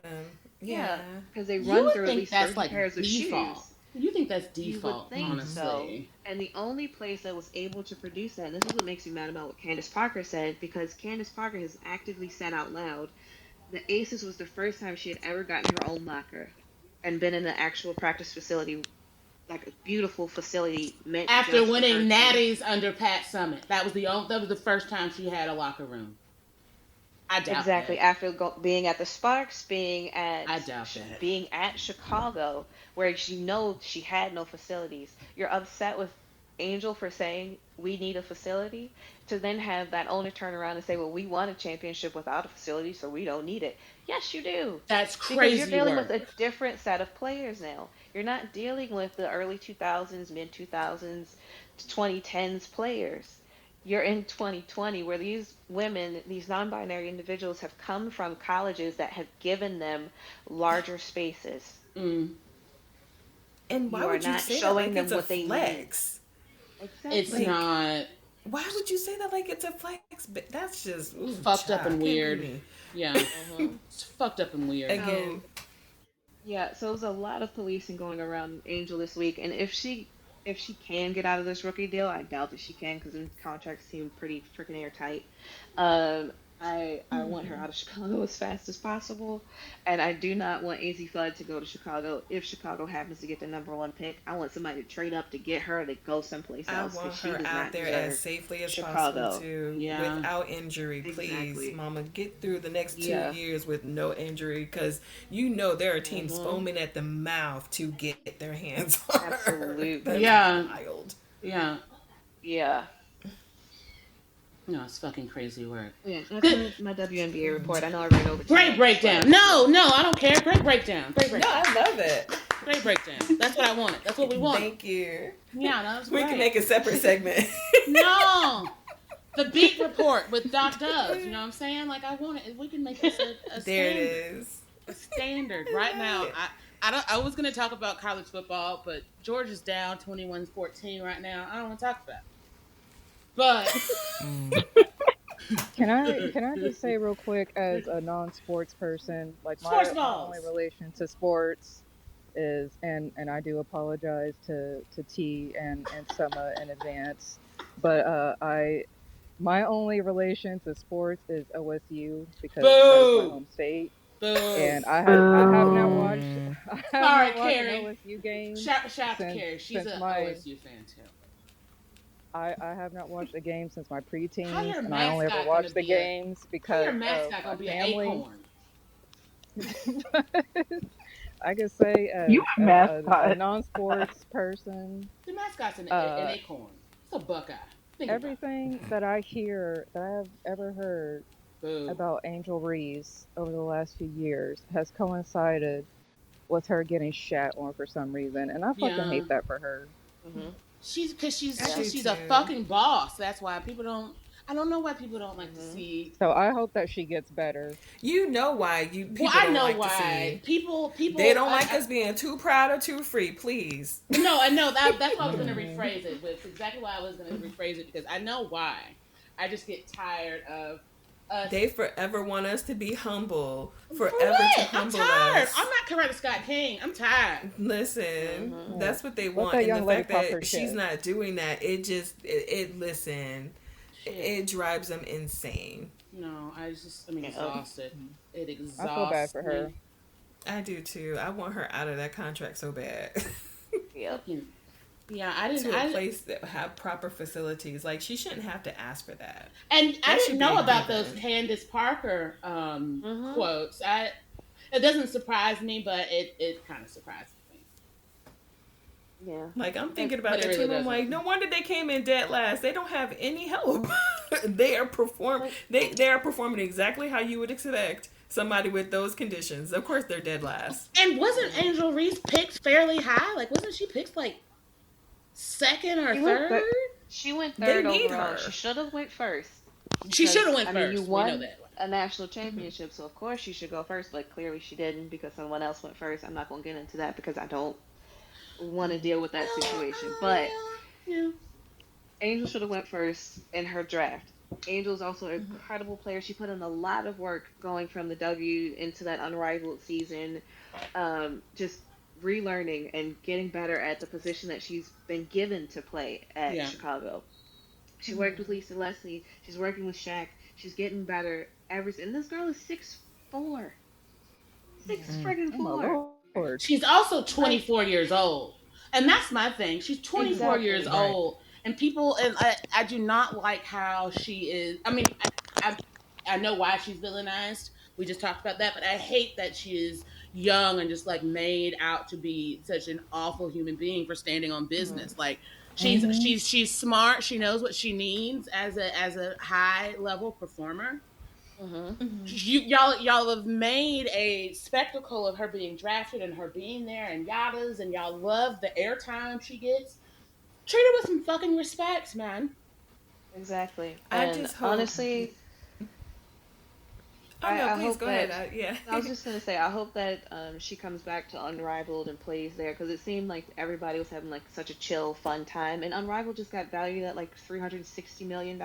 I So saw it's just that. Wow. an offshoot of the It's not even an offshoot of WNBA because the W decided they didn't want to invest in Unrivaled. Mhm. So they got their own money and their own venture capitalists to put money into them. They added two new teams, so there's more people that can come in, and it's a Mhm. 3-on-3 league. There's literal cash payouts. So you Ooh. get money. Plus there's insurance. So this Unrivaled makes it so that they don't have to go overseas to make more money, to come back to play in Yes. the W Yeah, to make less money. yeah. So Mhm. there's so much money in Unrivaled right now with the two extra teams, the $360 million valuation. And then in the middle of the Unrivaled season, they have like a one-on-one competition where you could Mhm. win. I think last year somebody won $250,000 cash. Damn. So if you can win, if you can go into Unrivaled, have like the most chill season, have an actual practice facility, have a place to lift, have a place to relax and recover, I think that's what she should continue to do while she's building Mhm. everything else around her from her brain perspective. And then if Chicago says, hey, we're going to trade you to New York, we're going to send you to Dallas, we're going to send you to wherever else, get your stuff and go. As much as she loves Chicago Mm-hmm. and she's putting interest and money into Chicago, go. And no Mhm. reason for you to stay Yeah, because they're not treating you fairly, and there's no reason for you to stay because it's if it doesn't fit, it doesn't fit. Mhm. I agree. And Fuck I man. hope she's also taking care of her mental health. That's what I wanted Yeah, to say. Like I know Absolutely. like her physical health is important as well and all of that stuff, but like if she needs therapy, I hope she's able to get therapy as well because Yeah. that does take a toll on your mental as well. Mhm. Absolutely. And that here, yeah, here. that would affect your physical. Yeah, we advocate for therapy. Just find a good Mhm. one. Yeah. Don't go to just know anybody and if it don't Yeah, feel right, leave. Like an yeah. actual qualified professional, not somebody that's a life coach that says they were once a therapist but their license expired. Or Chat Yeah, there's a GPT. reason. Mhm. There's a reason that license expired. Yeah, don't go to Don't do Dr. Phil. it. Please don't go to Dr. Phil. Don't go to Dr. Phil. Mr. Phil, Mr. Phil. Mr. Mr. Phil. Phil. I'd rather listen to a can of Dr. Pepper Oh than Lord. Oh my goodness. 20 flavors. What can you do? I was gonna touch on around the same time that Spike Lee had said on a red carpet that the Kaepernick documentary that he was directing was pulled from ESPN over a year ago. Apparently, they put the Mm. kibosh on that over a year ago when Spike said this on a red carpet in early August. So I think it seems from what I've gathered in research, it's more of a creative differences, but also ESPN wasn't going to put a whole lot of money behind it, which is very typical for ESPN. Oh yeah. But they are planning to acquire NFL Red Zone, NFL Network, a league that is over 60% black, and they are also acquiring all of the premium live events for WWE, which is odd because I love that product. I'm a nerd. Mhm. I'm not even gonna say anything against it because I fucking love wrestling. But Cena's looking great on his retirement tour. That's all I can say. And I also don't, but I also am pulling back on it because they brought Brock Lesnar back, and he's in that itchy lawsuit with Vince McMahon. Oh. It's more than itchy, like. Yeah. And I also didn't know until like a year ago he's married to a woman that Vince McMahon had sexually harassed before. Goodness. Weird.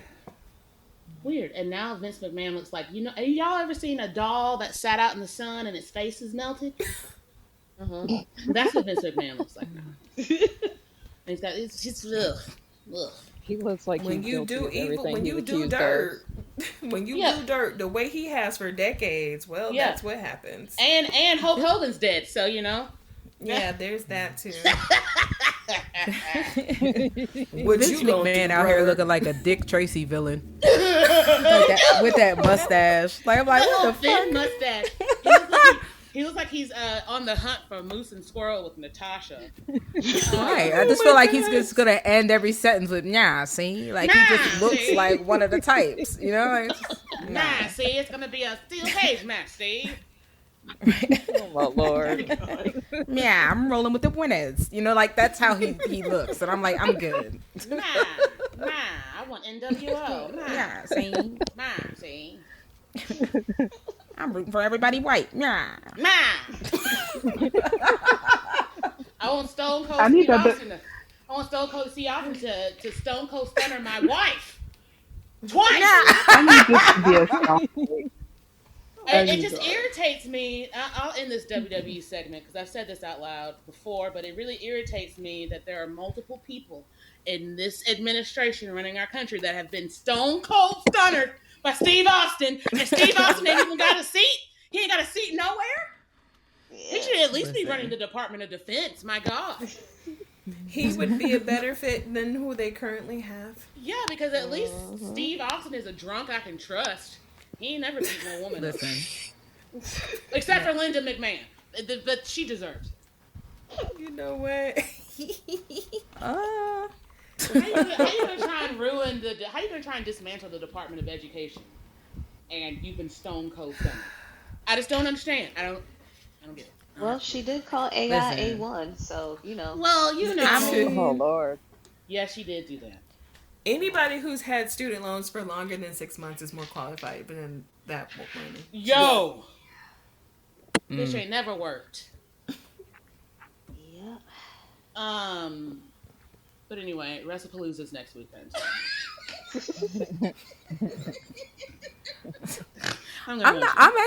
I'm torn. I'm not really looking forward to it because where it's being held, so that means everybody's gonna be out there in like long john underwear if you're a woman. It's Indianapolis. Well, WrestlePalooza is going to be in Indianapolis, but they did announce that.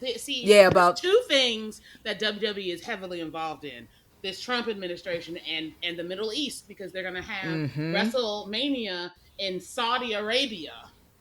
And they're moving more and more events to Saudi Arabia. Like they're having WrestleMania. And so in Saudi Arabia. Yeah, so basically, but they're also you'll still see.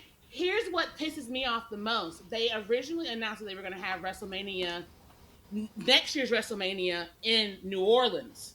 Then that shit happened in New Orleans, and then they said, "Oh, we're just run it back in Vegas again," only for the next one after that to be in fucking Saudi Arabia during Riyadh season. So you already know what that's gonna be. I need a hookah. This is just. I was like, man, I have no interest. So the women wrestlers do have to dress like their outfits in long johns. They've got to wear long johns, bedazzled long underwear johns from their neck all the way down to their feet. They have how hot that is going to be. Right. Yeah. WrestleMania is like beginning of April. Oh my God. I would wish that on my worst enemy. But they've also they had another one. They had Night of Champions there. Where CM Punk was robbed. But he's robbed. Fucking robbed. And so they've continued to have more and more things there. But WrestlePalooza is going to be in Indianapolis because they're in love with Pat McAfee for some reason. I just Man, keep picturing that picture of him holding that title belt. I'm sorry, it's funny. But It's not funny. Fucking fucking Seth Rollins in his wife's closet again. Oh god. Borrowing her Listen. bedazzled jumpsuits. I can't stand him or Becky. Fucking green card. I gotta tell you, oh man, you gonna hate me because I don't hate Seth Rollins. I don't. I find Fucking him Colby. so fucking Colby. ridiculous that Colby. it makes me laugh. I'm sorry. You want to I know don't- why I don't he's hate- ridiculous? I You want to know why he's can't. ridiculous? He's a Gemini. Oh, That He's a explains Gemini. everything. We have the same birthday, and when I found out we had the same birthday, I was like, I can't even celebrate right anymore. yes, you can. The only on Gemini now. men worth trusting are Andre 3000 and Kendrick Lamar. Yep. Yeah, that's it. Two very petty The rest of people. them are trash. You can't Pretty trust a solid white boy list. named Colby. Please. Colby Lopez. Colby I Lopez still rock and with him. don't I'm look like sorry. the first Mexican. You can't be a Lopez from Iowa. That don't even make no sense. Hey, they there. It does make sense. You know, I didn't think it either, and then I ended up living in, Texas for a bit, and my mind got blown because I was like, oh shit, y'all really be in like North and South Dakota, just chilling, huh? Like y'all here? Shit. We're here? You know, like it's like. You know what I'm saying? Y'all really are. Why is my follow-up question? Like, I why had- would you want to? I had a coworker And be girl proud I of it too. No, it's fair because I had a coworker, a girl that I used to manage at my time at a media outlet, and she was a Latina. She was Latinx, but she lived in Salt Lake City. I'm like, what the fuck are you doing in Salt Lake City? Right.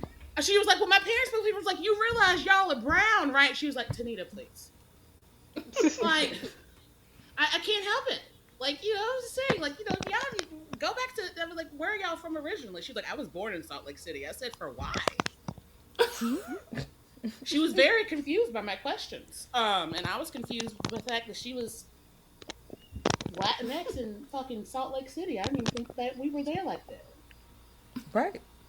And be proud as all hell of it too. I'm like, Yeah, oh, like, well, so y'all gotta okay. get tacos in Salt Lake City? Because, I mean, they season it, right? I mean, Salt Lake City, weird as hell. it is. I've only been in that airport, and I wanted to get the fuck out of there as soon as I landed. I was just like, nah, I'm good. Is it like I'm being real in the good on that. Denver? Is it like being in the Denver airport? That big blue ass horse that they say is like a portal to hell. The only cool thing about landing in Salt Lake City is that the airport is absolutely beautiful as you're looking out of the windows. Like, it visually is beautiful, but the people are weird. Like, I just was Haunted by buying a Mormons. bottle of water, and it was just like the most awkward exchange ever. Where I was like, you're nice because you're programmed to be nice to me, but I could see behind your eyes right now, I'm freaking you all the way the hell out. Just give me my water bottle and let me get the fuck out of here. I don't want your turquoise rings. I don't want shit. Just let me get out of here. Like, I just was not. I don't want I nothing. don't want Got none John of it. Smith. And I only don't bought the want none water because it had a top. Like, if the water didn't have a top, I wouldn't even drink. I'd be like, you know what? No fountain sodas, no nothing. I want something that was not bottled here. I don't Because want whatever nothing. y'all own, I don't want to drink it. If a Jeff I don't want wrote none of it, it. I don't want it. Just keep it away from me. Although I did look Exactly. I did look up if there were Black Mormons because for some reason we were talking about this earlier this week, and there have been documented Black Yeah, Mormons. because you thought that the shooter could have been black, and I was telling you no. Look, it's a white man. If there's one thing the news business has taught me is that you can never just assume that there's a second shooter because there usually ain't, and that you can't assume the identity of a shooter, but you can almost guarantee the 9 last times 40 out of years. 10, you The can. last 40 years in America, they've been white males. This Yes, white this is on true. white crime. This white Just on white saying. crime. I'm ready for them to address it. Where are the and look, parents? don't- Where Where are the leaders? And don't- Where are the leaders in the white It's that community? goddamn country music. It's the country Listen. music. It's the country music talking about guns and legs and shit. Like, it's the country look, music. We've got to put some censorship Don't ask on me. country music. Don't ask me why I know this, but the other reason I knew that when I was like, all right, it's in Salt Lake City, the shooter would have to be a Mormon. And the reason I knew it wasn't a black person is because technically black people weren't even allowed to attend Mormon temples until 1978. Yeah. There's not a lot of black Mormon people. So, Black Mormon pictures I found, not, they look like they were so, taken That at reality Yep. show that reality show Secret Lives of Mormon Wives. There's Yo. only one. There's one black girl on that show, but her family isn't Mormon. She became Mormon because her family was in Utah and all of her friends were Mormon. So Oh, she she Oh married probably Lord. into Mormonism, Yeah. does. Oh but she Lord. divorced that man. So, Oh, but I she's hope still so. like, what do they call themselves? Like Mormon Light or something like that. I don't know. Like I they're all I still know is heavily involved, but What? not like the deep. main hoe from Secret Wives of Mormon Wives is going to be the next Bachelorette, which I think is Yeah, hilarious. but she's got like What? charge. She's got Taylor charges Frankie for real Paul's the though. next Bachelorette. Yes. Yes. You know She's what? got Every some day we domestic get charges on closer her, and so that's closer not from okay. Jesus. It's Just not okay. She throw like I a Book of Mormon at her ex or some shit? Like what happened? No, Allegedly, she I feel like allegedly. y'all just making stuff up she's now. This No, is. I'm no, gonna Google it. I'm in literally. front of the internet. Okay, here's the thing. I am so If glad I you don't watch that watch show TV at all, anymore. This is if really disturbing. if you watch that show at Charges. all, only watch the first episode of season one, and then you'll realize why she should not be the Bachelorette. Homegirl she's been on house arrest. She's probably not on probation anymore, but She's dry humped several of her friends' husbands. she's got DV charges. She's a soaker. Oh my. No. No. She's The got initial No. the initial charge was charged with one count of third degree felony aggravated assault and two there you counts go. of third degree felony domestic violence in the presence of a child, one count of misdemeanor child Yep. abuse, and one count of misdemeanor criminal mischief. The charges stem from an altercation with her then boyfriend Dakota Mortensen, which is a very There you Utah go. name, I guess, during which she Yep. threw household items, including a metal bar stool that struck her daughter. Hmm. She They made allowed her a She's to the do daughter of the that? first plea. husband. That's why she's good for TV, but she does not sound like a good Yeah, but person. she's got crazy stage 5 clinger eyes. She does, which is the weirdest part because the whole first season they were like, if you found out Dakota was cheating on you, would you leave him? And she's like, absolutely, even though I'm carrying his baby, our first baby together, because she got two already with her ex-husband, Mm-hmm. and she found out he was cheating and she stayed. I'm like, Girl, can't even well, now stand she's on the bachelorette, business. so she's not staying with him no more. But I don't even know. I didn't watch the second season because I You was know, like, this is just ooh, way too but weird, and this she mom probably doesn't talk listen thing to is a like whole lot of messing Keisha with my Cole. brain. Let it go. I don't like speaking ill about women, but In the man, yeah, that's Ugh. hot. It is a mess. Like I said, if you watch any parts of it, just watch the first episode I'm of just- Also, season why I one, don't- shut it off I'm gonna protect immediately. my peace and stay I- away from reality I have TV. never watched a full episode of The Bachelor or The Bachelorette. Me I've neither. never seen an episode of it. It just I've doesn't never make watched sense a to full me. episode. Because these are The the only same people season that I will watched- deny everybody else rights, but y'all can go on TV and marry somebody that you don't really know. You know, when But, New like, York committed couldn't find couples. love, when New York couldn't find love, I just didn't think that anyone else could find love on television. So I said, fuck it. Did she The ever last find time I love? watched The Bachelor, it was that season with the Italian prince. There a Was he season really a with the prince, or was it a Italian prince scheme? Or was that like a Joe Millionaire situation where they find out, oh, he No. ain't really a It prince? was like he descended from like the last royal family in Italy or something like that. But yeah, that was that was like in the 2000s.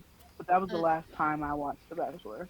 I'm gonna keep it real with you. I didn't even know Italians have royal families. All I know is about this is the Medicis. That's the only family I know about, and I know that they weren't royalty. So I don't know. Oh I man, don't that know that is a where. good. Oh my god, that's Italy. Yeah. I mean, I didn't know they had royal families. I just googled it. His name's Lorenzo. His name's Lorenzo. Lorenzo. Wow. Okay.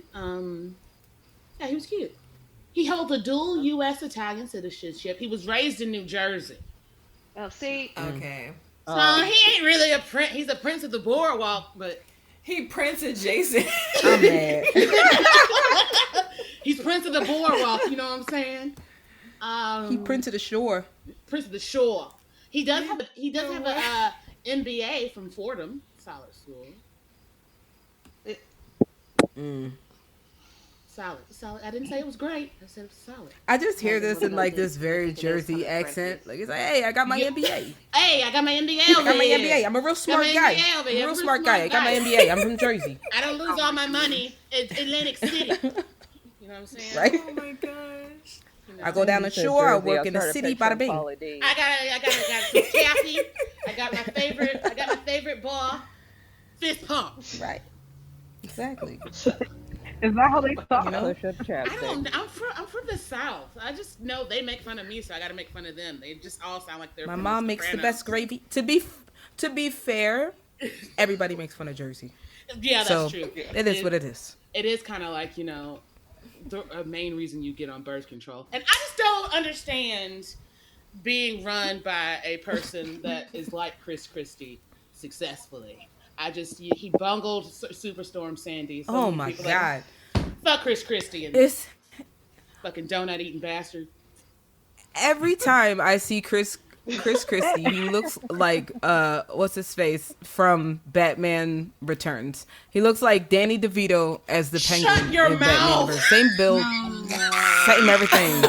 I'm just saying. No. I just see him waddling his ass out there. I mean, That's what I see when I see Chris Christie. I can't I'm take never him gonna be able to seriously unsee at that. all. I'm At never all. gonna dance. I'll be like, all right, Oswald Cobblepot, Yo, sit your ass down somewhere. Yo, not Cobblepot. I use his full government name. The motherfucker Oswald works for the Cobblepot. Falcons. He works for the Falcones. He works for the Falcons. Oh my god. Shit. This episode Y'all are has definitely taken a turn. This entire segment Chris has Christie. taken I said what a I said. Chris turn. Christie is the Y'all are original talking about Hamburglar. people I don't know, Chris and I Christie feel is like the I should original know who they Hamburglar. are, and I don't know who these people He's are. the original hamburger. Yeah, That's all go you need to Google know. Chris Christie. Chris Christie has never Go had a neck. Google He has Chris not had a Christie. neck since Terrified. 88. He has not had a And neck then since 88. and then he tried to Google spell, running and for then Google president. Danny DeVito as the Penguin, Well, I and you know will Danny know that I DeVito tell is. no lies. Right, but And I feel that's like why you I'm gotta afraid see to them look. side by side. Speaking of Danny You got DeVito, to. Okay, so if I type in both of their names, like, okay, you said I want Chris. somebody Chris Chris Christie. Christie. Donut grabber. That's his real name. That's his real name. Yeah. He's really That's the his No governor. wonder real he ass messed up. name. Danny DeVito. And he's somebody that Trump has the nerve to call fat. Like, motherfucker, you fat too. Oh shit! Trump. I googled it and somebody literally death's door. changed the picture of Chris Christie to look like the Penguin. I'm done. Stop it. Goodbye. Internet over for the day. I'm out of here. I can't. I'm so fucking done. I knew I wasn't the only one that felt this way. This is Oh, so Mr. disrespectful Peanut to looking Danny head DeVito. You know, speaking of Danny DeVito ain't deserve this. Okay, two things. Hey, One, every time He I didn't. see Danny DeVito now, I want a Jersey Mike sub. And then, because he's in the commercials now. And then two, oh god, what's the second? I forget the second one. Fuck. I'm so mad. Anyway, Chris Christie's fat. That's all I got. Oh, I know what I was That's going the to say. least of. I know what I was That's gonna the say. least I know of what I his was gonna say. issues. I know what I was going to say. Speaking of McDonald's side characters, because I said he looks like he's the original Hamburglar. I had this meme from like a Discord or something that says if you look at Grimace straight on, he's like a big purple butt plug. A butt plug. Yeah. I'll send you guys the meme. Hold on. I'm looking. I dropped it somewhere. Yo. I can't withdraw. But oh my Yo. god, why are you sending me these pictures? Theo, god damn it. Because I needed y'all to see it. I saw it in my head, and I'm like, No. you need to There's just see Danny DeVito side by side it's with. the fact that Chris it got him in the fucking the AI the damn shit. I just you can't unsee that now. You're welcome. So You're welcome. before we get to our Hear Me Out segment, because that's always the most fun to end on, shout out to New York Liberty's Ellie. Because I think everybody here knows I love mascots. Yes. I love mascots. Yes. I will judge you based on your team's mascot. Yes, Summer. she will. Summer. It's not my Yes, fault she the does. Nittany Lion looks like a piece of balled up lint No, under your we're not grandma's talking about couch. the Nittany It's Lion. not my fault. It's not my fault. The Nittany Lion is adorable. The Nittany Lion looks like it needs to be vacuumed. He does Hey, not. not Flea too ball. much on the Flea Nittany ball. Lion. The Nittany Not- Lion, he not ain't too even got a much. name. He ain't even got a name. Because He's he's a the only Nittany one that Lion. He exists. does have a name. His name is that dude, the Nittany Lion. Like that's That it. dude. Don't. I'm surprised they He's didn't that name dude. Sandusky Like or some shit. I don't know. no, I will say with the amount of money that Penn State has, what the fuck is actually happening with this mascot? Like he has no upgrade at all. It looks like you could rent his Google. costume He still at your looks local better. costume shop. Like this is not. He looks better than the Clemson Tiger. Look up the Clemson Tiger. He looks I don't better know. than It's Meth Tiger. well constructed. It's a well constructed. How? He looks like a costume. dirty sock with eyes and arms. I only know because I got to Okay, wear it no. at one point. The Clemson Tiger looks like somebody asked their grandma to make them a Tony the Tiger costume, and this was the best she could do. She made This it is paper not mache and, good. And the goo. Look at the eyes. The eyes Look like at he the eyes freebased- on He looks like he this. freebased his coke with fucking Richard Pryor. That's what he looks like. He looks like he freebased his coat. That's what he looks like. Every angle gets worse. It gets Every worse. angle gets worse. Well, if you've ever been in this region of South Carolina, let me tell you, there ain't shit to do except tip cows and do meth. So that's why he looked like that. That's why he looked like that. Shout out to the I'm upstate. done. Shout out to the upstate. But yeah, shout out, speaking of mascots, shout out to Ellie the elephant. The best mascot in all of pro sports. Gritty ain't got shit. And I love Gritty. I want to say I Shout love out Gritty. to Penn State. No one's shouting out I to Penn can't State stand Gritty. anymore. Fuck that. No, Yes. We are. Gritty could Wait beat a up the minute. Nittany Who Lion. doesn't like Gritty? Summer doesn't Hell like yeah. Gritty. I'm scared so of this Gritty is- personally. I'm gonna add this to another. a What's later- the problem with Gritty? Even as a Pennsylvanian, Yeah, I don't looks understand. scary. It's Gritty. the eyes, I just- man. I was just about to say, It's have you terrifying. been to a Flyers hockey game? He is a mirror to the fans that go. And look, before any Philadelphia people come for me, it is always go Flyers, go Birds, go Phillies, I understand. go Sixers, like all day, every day. No, But Bryce Gritty, Harper. I Fuck love Bryce I'm him in enemy because territory right the now. chaos. No. That fucking Not too much on Mormon Bryce. haircut. However, Mormon haircut. hey, hey. He looks like Right he now, speaks it for you're the sounding alt-right. like a That's all I'm saying. you're sounding like a Mets fan right now. Hey, I'm just first saying. of all, how dare you? First of all, how dare you? You sounded like a Mets fan First of all, how who dare just you? got swept. I'm just saying. I'm just Dare you? saying. First of all, The I'm a Braves hatred. fan and Gritty we've looks like an swept all orange year. moth. That's what he looks like. And Okay, and so the Nittany Lion looks like a cat turd. before I get cussed out, listen. Gritty is the best embodiment of a city's energy that I have ever seen in my life, and I am Chaotic born good. and raised Chaotic Philadelphian. good, man. I love Gritty. If When somebody I from the think other side of the state, when I think I feel like chaos that's an gremlin, insult to Philly. I don't.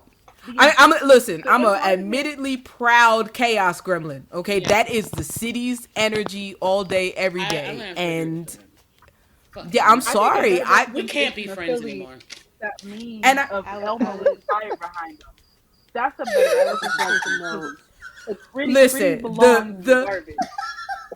the bootleg Elmo with the marching band, that with the drill team, Yeah, with when the fire Elmo- happening behind him, that and the dude that decided during the protests that were going on in 2020 to don himself in a Batman costume while there was literal like smoke bombs going off and walking through it and doing the Batman voice. Yeah, that is some Philadelphia. That's some Philly energy. But no, I love Gritty, man. Gritty is great. I just want to know what he is. Nobody What are can you tell gonna- me what he's supposed to be. It doesn't matter. He's gritty. It matters. He's gritty. But what is that? He's gritty. He's gritty. He's gritty. He's like, gritty. Like the streets of Philadelphia. He's gritty. He's about that life. He's just here, man. Thriving, surviving. Listen, what the fuck is a fanatic? We don't know. He's just the fanatic. It He's just it a is fanatic. what it is. You Just just go some with it. dude Yeah, he's just in a the fanatic. He's just He a knows what big he's I'm green. just gonna fanatic. stick to the Penguins mascot. That's all. The penguin is cute. Nah. I would like everyone to know that I stayed quiet during this whole mascot debate because Summer and I have already had this conversation and we're friends again. So I don't want to mess with that. So I would like everybody to just say Thank you, because you did good by not saying anything. So because I'm not going. Fuck the Nittany Lion. That's all I gotta say. Listen, it could What be else? worse. You could have the Cowboys mascot. Yeah. who I think is the worst mascot that I've ever seen. Your mascot could look like a bitch. That's a good point. That's a good point. Yep. Oh, I just looked it up. I don't. Yep. Oh, what is that? Exactly. Exactly. It's white supremacy in a mascot. That's what that is. It looks like he just looks. that doesn't play. That doesn't. When play he run out support. the tunnel, That's what it looks like. No, when he run out the tunnel, it looks like he's coming to steal your rights. Like there's nothing about that mascot that makes me feel warm and fuzzy. The Cowboys mascot looks like he threw rocks at Ruby Bridges. That's what it looks like. That's what it looks like. Exactly. Oh, no. Yes. Because you know Absolutely. Jerry Jones did that shit. So Absolutely. I feel like the mascot, the Cowboys mascot, goes to the sideline and calls every black player boy. That's the energy that mascot gives when he comes out of the tunnel. And I'm not here for it. Sorry. Yeah. Not. Yeah. Fuck the Cowboys if I haven't made that very, very abundantly clear. Because he's light skinned. He only likes Dak because he's light skinned. Also, fuck Dak Prescott. Also, make sure Dak that Prescott. goes into the podcast. Fuck Dak. Podcast. I don't. Fuck it. Right, I hope it does. That's our sports report. Oh my god. So yeah, go Dogs. As a non-sports person, this was incredibly entertaining. Go Birds. It makes No, me wish go I was a Steelers. sports person. Like I wish I Who was just a said go I'm not even a Steelers? sports person. I did. Summer is a Steelers. Boo. You gotta do everything Summer likes. What? But see, Theo, here's the thing. Once Summer again. doesn't like a whole lot of shit. So I have a list of things that Summer doesn't like. So I've had to add. Not true. It is true. Once There's a lot again, of things I'd you like don't like. it to be noted that I said nothing when she said go Steelers. Yeah. Living my life. Because you have nothing to say. There is nothing to say. Excuse me? Your team is not. Summer. Oh, this is the beef I wanted. Yes. Oh. I'm I a Falcons didn't say fan. I have no fights in this. I didn't say anything. All I'm gonna is say- I'm the only person from the City of Champions. That's all I gotta say. Say what?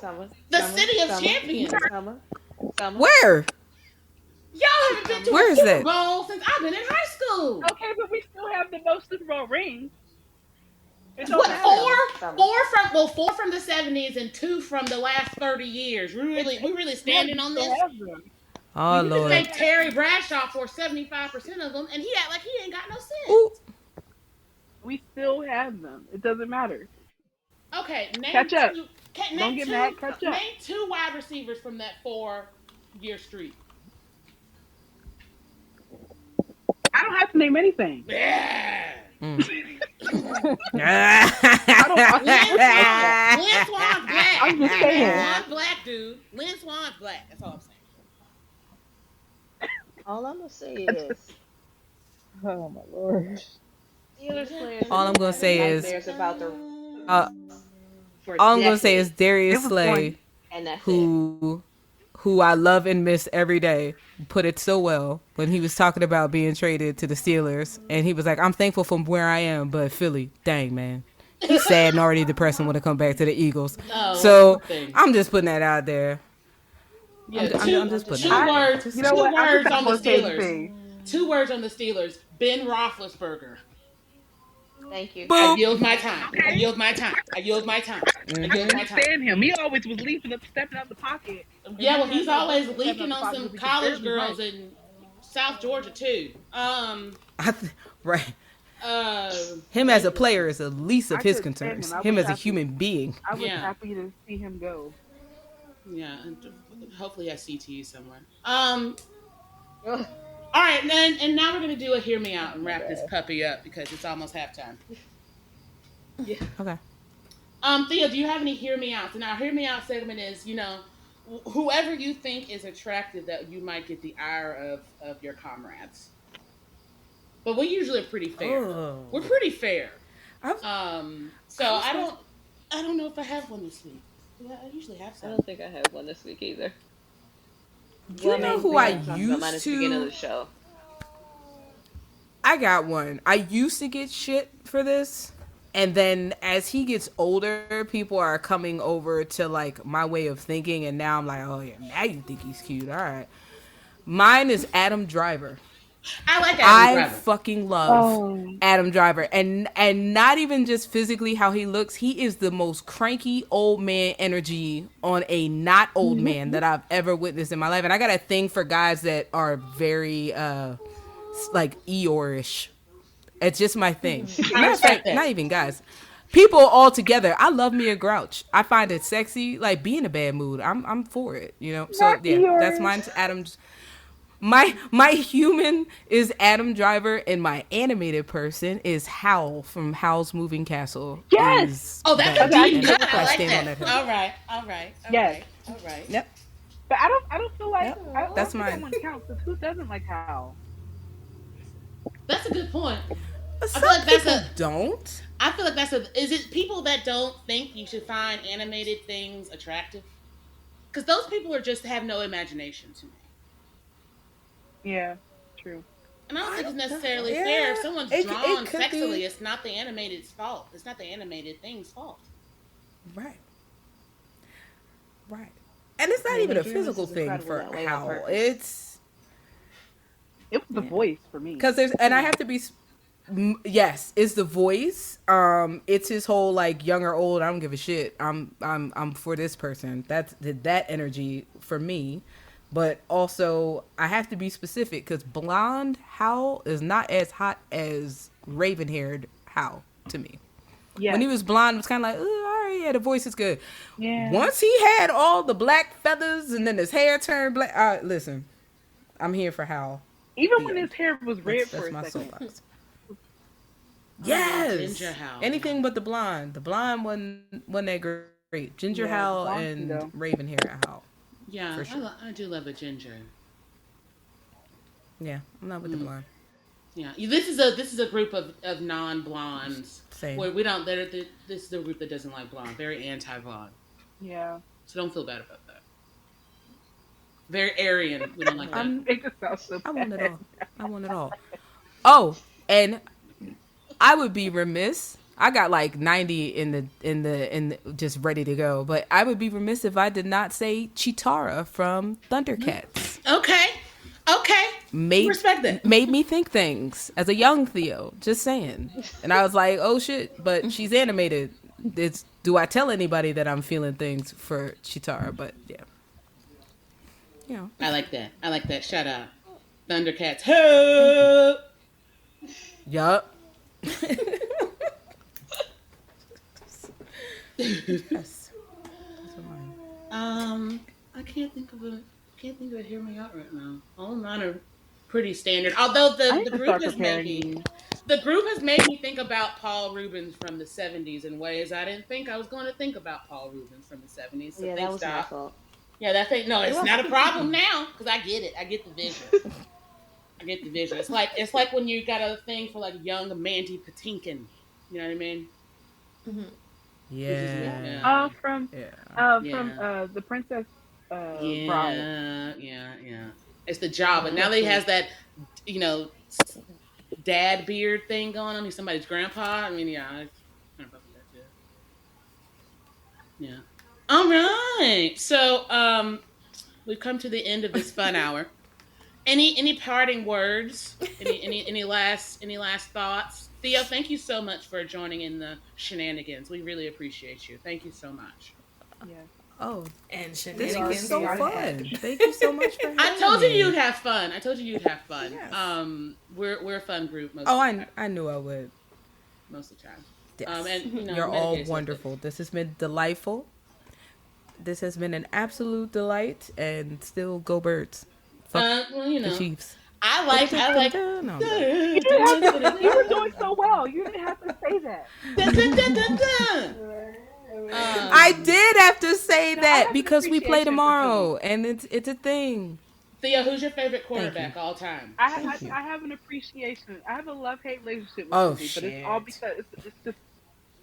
because I'm a Pennsylvanian too. Because even though y'all like to say y'all not in Pennsylvania, you're just Philadelphia. No, we are all Pennsylvanians together. So That's true. it's all right. Yes, we are. I'm trying to separate. Just I'm like, no. but to be fair, like, okay, so I've never had any issue with Pittsburgh other than the Steelers and the Penguins. And the Pirates and the okay, so but you know where I'm going with this. I've never had an issue with Pittsburgh folks as on a whole, but like the separation happens when you get like people from like York or Harrisburg. They be like, "Yeah, go Birds," and I'm like, "No, dickhead, like stay over there." Nah, Like it gets real MAGA out in them parts. So Yeah, well, listen, listen. Have you? Are you? Are you talking to a Philadelphian if one dickhead does not come out during the course of the conversation? I feel like it's a natural. It's natural. That shows how comfortable I am. If I'm throwing out a dickhead, that means I'm comfortable and amongst my folks. Is that like cuz in it? Oh my god, that's my favorite. Is that like cuz in Atlanta? Like when you could like, hey cuz, is that like that? You dickhead? Not quite. Okay. I mean, it can be depending on, because I've heard people like just be like, hey, cuz, like if you just talking to somebody that you actually care about. Yeah. Dickhead in Philadelphia can be a lot of different things. Like the story I love to tell is like I was on the bus the first time I started riding SEPTA in Philly. I didn't know until I was older that it was highly disrespectful to say to the bus driver, "Backdoor, dickhead," because that's the way we're taught to say, I need to get off in the back of the bus and you're not opening the door and this is my stop. So I to my older siblings' horror, I went and stood at the back of the door. I didn't even ding the johnny, right? I stand at the back of the door. I want you to imagine like little baby 12-year-old Theo, and I got my backpack on. I'm standing there, and my stop comes up, and I'm like, "Hey, yo, back door, dickhead," because I thought that's how I got off of the back of the bus, and it's clearly yeah, so that's they didn't you don't necessarily want to be called a dickhead, or like if somebody's taking too long in the line, you're like, "Hey, yo, move up, dickhead!" Like, and but the person won't even get mad to want to fight you. They're just like, "Oh yeah, my bad," and like move. Yo, so hilarious. Oh my god! I'm also gonna put backdoor Sounds dickhead. like Philly folks are on New York energy. I'm putting backdoor. It's so funny about Philadelphians because it's like they think they're New Yorkers, but they are not. Oh, that seems like a different beef. I'm gonna wrap this up before we get into a different beef. You know what? I don't think we don't think we're New Yorkers. Wait. Philadelphians don't think that they're New Yorkers. I feel like. I think New Yorkers think everybody wants to be like them. Exactly. I was gonna say. I feel like that's not necessarily like New York has their own flavor. It's not, because and the thing is, it becomes this competition that it doesn't really need to be, because listen, like it doesn't have to be a competition. Remember, there is a lot of love between New Yorkers and Philadelphians. I mean, there's New Yorkers who literally take the train to just come get a haircut in Philly because we're known for our barbers. Like, it's all love. Nobody is taking away from New York, not taking away from Philadelphia. But we both mutually agree that New Jersey is the problem. So let's just keep it there. We'll keep our mutual disdain for Jersey, and we don't need to make it a competition. Philly is Philly, New York is New York. Both are beautiful. Both are people you don't want to meet in a dark alley, and we'll leave it at that. A win is a win. My partner is from New York, so all of the sounds incredibly accurate. New York is also and my partner city. Could not listen. You want to talk about culture shock? My partner is from Houston. It don't get no more different than Philly. I think the first time I drove in Houston, I was terrified, and I thought that they drove crazy. And then they came here. And yeah, I had no excuse for why we drove the way that we drove. I just very defensively. Like I just very defensively. Like, for no reason. No real reason. Like, hey, I'm driving over here. You know what I'm saying? Like, that's New York. New York will slam like. New Yorkers will be straight like walking on a red and just be like, I'm fucking walking. It's like, yo, it's the red light, my guy. No. Like I'm just trying to go. It's green for me. Like, what's happening? This is why I cannot live in screaming? Large metropolitan areas. I'd be the one that either gets killed or kill in road rage. I couldn't do it. If it takes me more than 20 minutes No. to get Yeah. across town, I'm not living in that motherfucker. Period. And this is That's why I fair. don't I've drive, already because told people him in I will Pittsburgh visit New can't York. drive. I'm not living there. Nah, dog. Nope. Nah, if I gotta plan a whole day, I gotta plan a whole day around a 2 o'clock doctor's appointment. I'm not gonna plan a whole day traversing a city. Absolutely No. not. Unless it's vacation. Hell no. No. Nope. Well, that's Uh, fair. That's no, fair. no. But yeah, thank you for joining this ridiculous hour. We appreciate you. We love you. And I appreciate all you guys. This Anytime. is a packed table. I'm really glad. I'm really glad everybody was here to join and listen. Okay, so for the whole crew and Theo, I am the Tizzle. Have a great weekend, everybody. Yeah, you too. Yay.